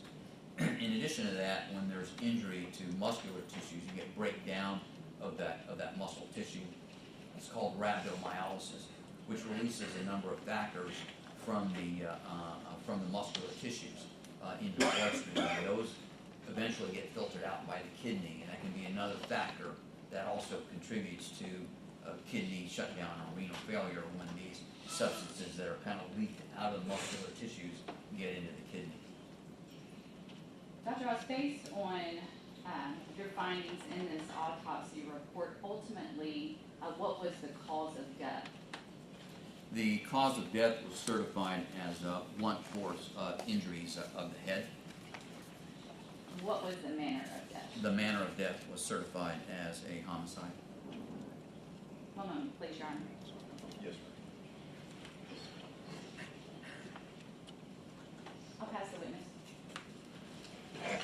ladies and gentlemen of the jury, we're going to take a brief recess at this time, allow you all to step out, and then we will proceed with the cross-examination of Dr. Ross. We'll go ahead and excuse the jury at this time.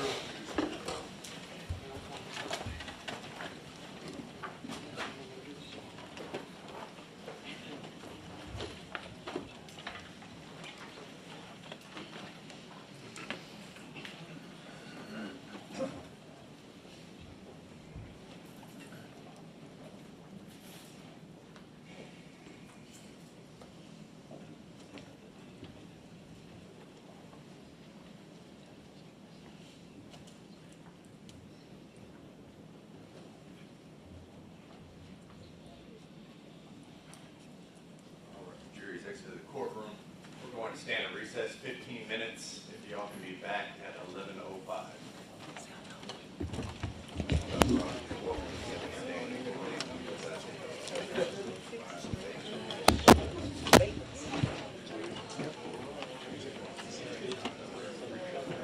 Going to recess 11:05.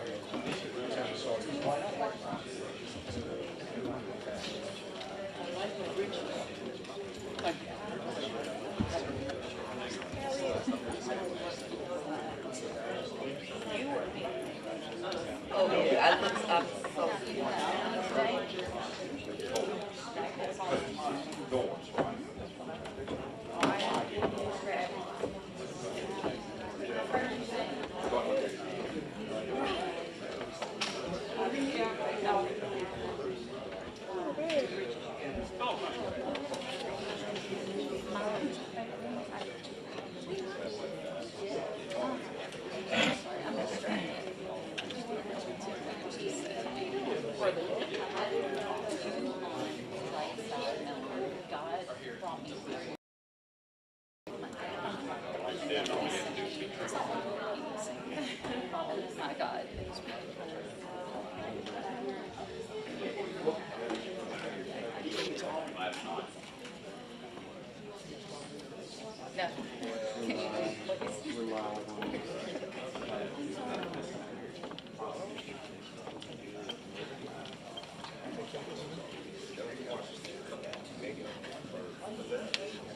Thanks for the reminder.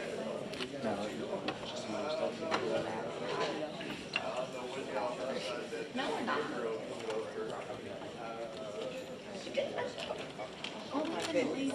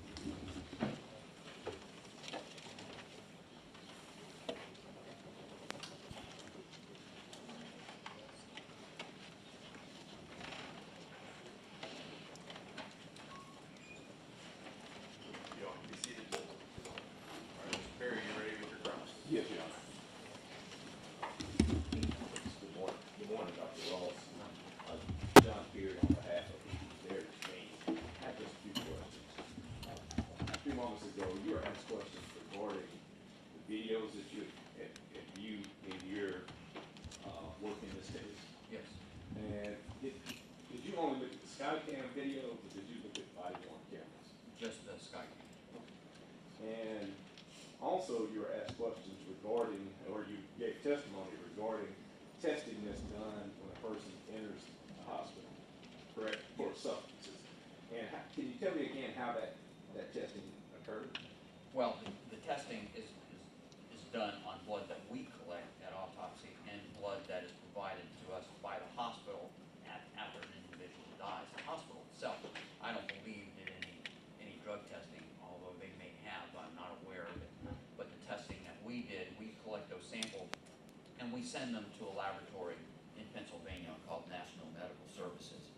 And they're the ones who actually do the testing. The testing that you all performed, did you test for a substance called psilocybin? Yes, that's included in the panel of drugs that we asked them to test for. And that was tested based off of the sample that you received? Both samples we collected at autopsy as well as samples that we received from the hospital. And what was the earliest sample time that you would have received? The sample of blood that we received a blood sample at, that was labeled as being 9:37 on January 7th, 9:37 p.m. that is. Another blood sample labeled at 11:02 p.m. also on January 7th. A urine sample from 11:02 on January 7th, and another blood sample from 2 o'clock in the morning on January 8th. Those were the samples that we received from the hospital. And can you tell the jury which of those samples was tested for psilocybin? The sample that was tested was, we tested two samples. We tested the sample that was collected on January 8th at 2 a.m. And we also tested the urine that was collected on January 7 at 11:02 p.m. And based off of your knowledge, psilocybin is a faster dissipating sample, in other words, than THC, correct? It might be. I honestly don't know the answer to that question, but even if it's cleared more rapidly from the blood, it should have been present in the urine. And the urine would have been 3 hours later? The urine was 3 hours after. collected, but that's urine that's from blood that has been circulating through the body for the previous several hours, most likely. No further questions.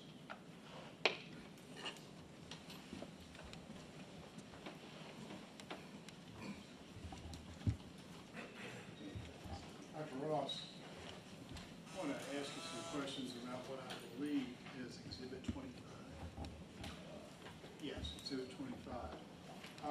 These were the photographs of the injuries to Mr. Nichols' body that you looked at previously, correct? Yes.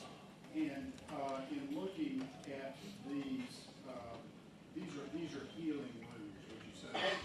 Well, they're in early stages of healing. There's some scab formation on the outer edges of it, or some drying that's occurring.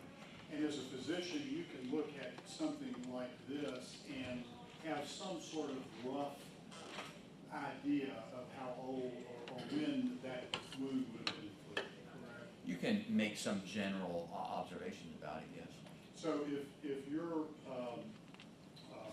your examination took place, I think, was it the 11th of January? Yes. Then, and the incident occurred the 7th of January. That would be 4 days ago. Would that look to you like a wound in about its 4th day of healing? It would be consistent with it, yes. And same thing for this wound on the knee. Yes. Would that be consistent with like a 4th day of healing? It would, yes. And this one on the elbow, would that be consistent with that 4th day of healing? Yes, it would. Now, one of the pictures though was of a cracked tooth. You recall looking at that one. Now, can you look at that cracked tooth as a physician and tell when that tooth was cracked? No, I cannot. Could have been a week before, could have been a month. Yes.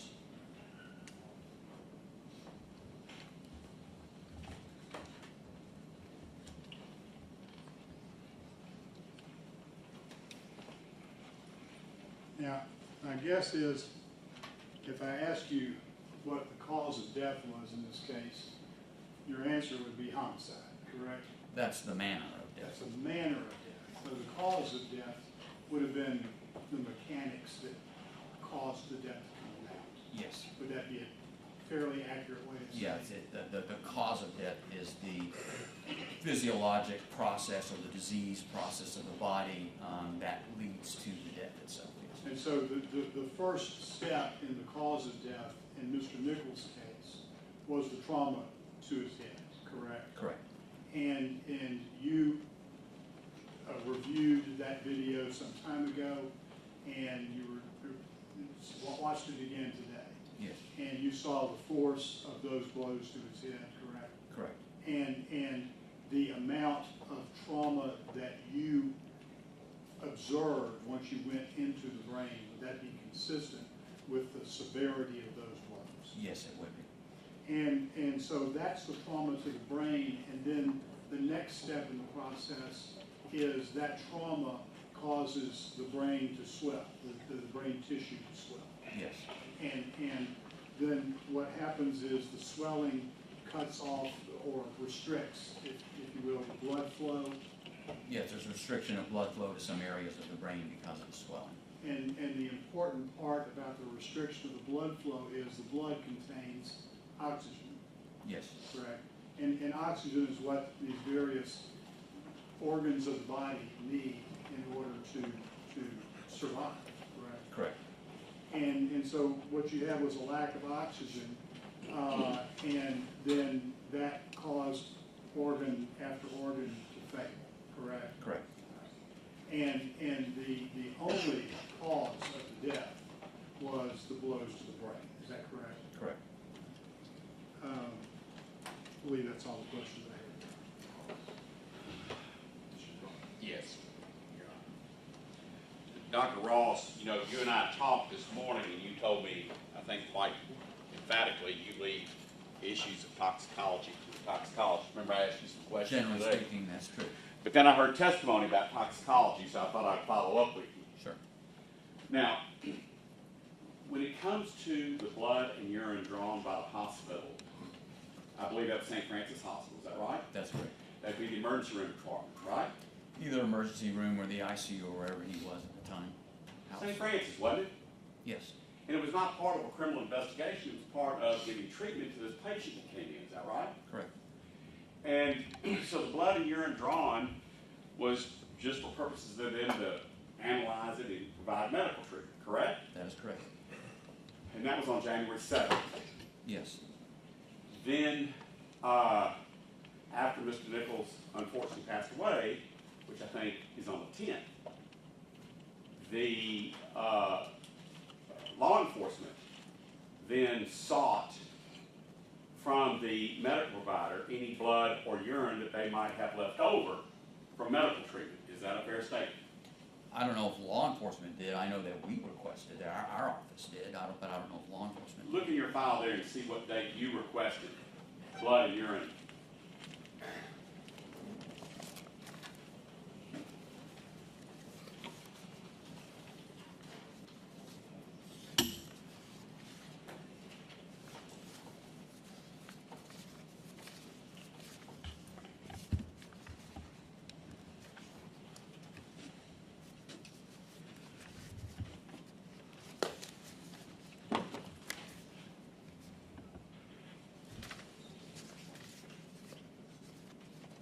It doesn't appear to be documented in the records that I have as to when we requested that. So what does that tell us? That's not in the records that I have here, but there's probably other documentation either in the file or in email records that we, or even a phone call that we may have made to the hospital requesting those samples. Is it important in your field of pathology that if you're going to have analyzed blood or urine, that blood and urine sample be, for lack of a better word, fresh? As long as it's refrigerated. Well, I always split hairs with you. It has to be preserved, is that right? Yes. Just like my loaf of bread needs to be preserved, right? Correct. Because what happens if it's it's not preserved It can begin to break down. and degrade. Yes. And the analysis of it, or the levels of different things in there, would dissipate. Is that right? Depends on the drugs that are being tested for. And in this case, you have nothing that you're prepared to come and testify in court today whether or not the hospital preserved that blood or urine, do you? I don't know the conditions under which the hospital stored those samples. That is correct. And if they're not law enforcement, they would not be preserving it for you. They're trying to treat the patient, right? They are trying to treat the patient, correct. Then, on January 11th, I believe the record will reflect, the TBI inventoried Mr. Nichols' car. You don't know about that, but that's already been in the record. We can assume that you did not test blood and urine for what Mr. Perry asked you about, psilocybin. We didn't specifically request that, but what we requested was called an expanded panel. And the expanded panel that the laboratory runs includes psilocybin. And now you get to the point I was going to ask. The expanded panel wasn't asked for by your office. The expanded panel that would search for psilocybin was not asked for until after the inventory of the Tyre Nichols car, which occurred on January 11th. Your Honor, may we approach?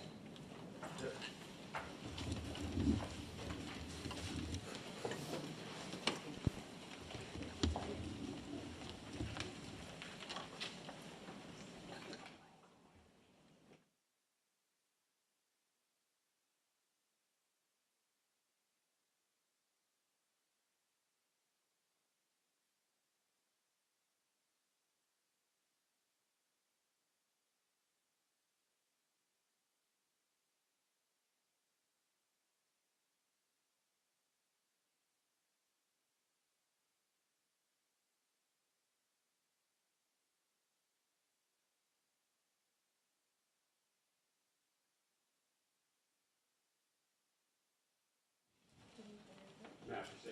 Yes, sir. Let's back into it another way. When did you open your file at the West Tennessee Forensic Pathology, whatever it is you're in charge of?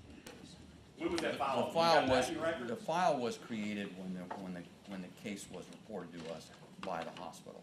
But the autopsy was not performed till when? The following day, Okay. The whole autopsy was performed the following day. on the 11th. Okay. So, can we at least assume that you did not have the blood and urine of Tyre Nichols before January 11th? That is correct. When was your autopsy completed? It was completed on the early afternoon of January 11. When was the final autopsy, as you called it, certified? When was the final certified copy of the autopsy published? The report was signed on April 25 of 2023. 4 months later.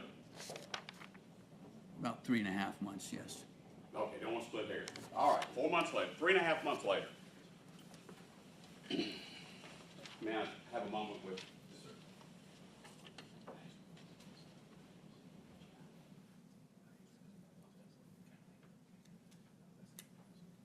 I don't have anything further, Your Honor. All right, redirect. Briefly, Your Honor.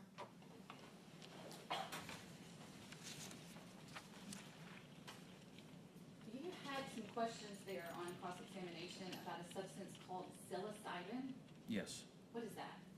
That is a substance present in a certain variety of mushrooms. It's a hallucinogen. You were asked about blood samples or urine samples from the hospital.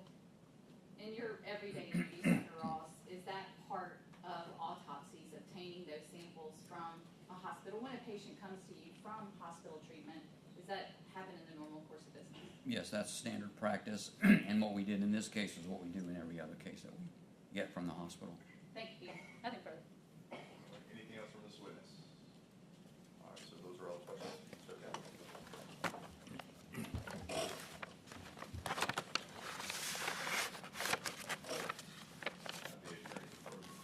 Dr. Ross.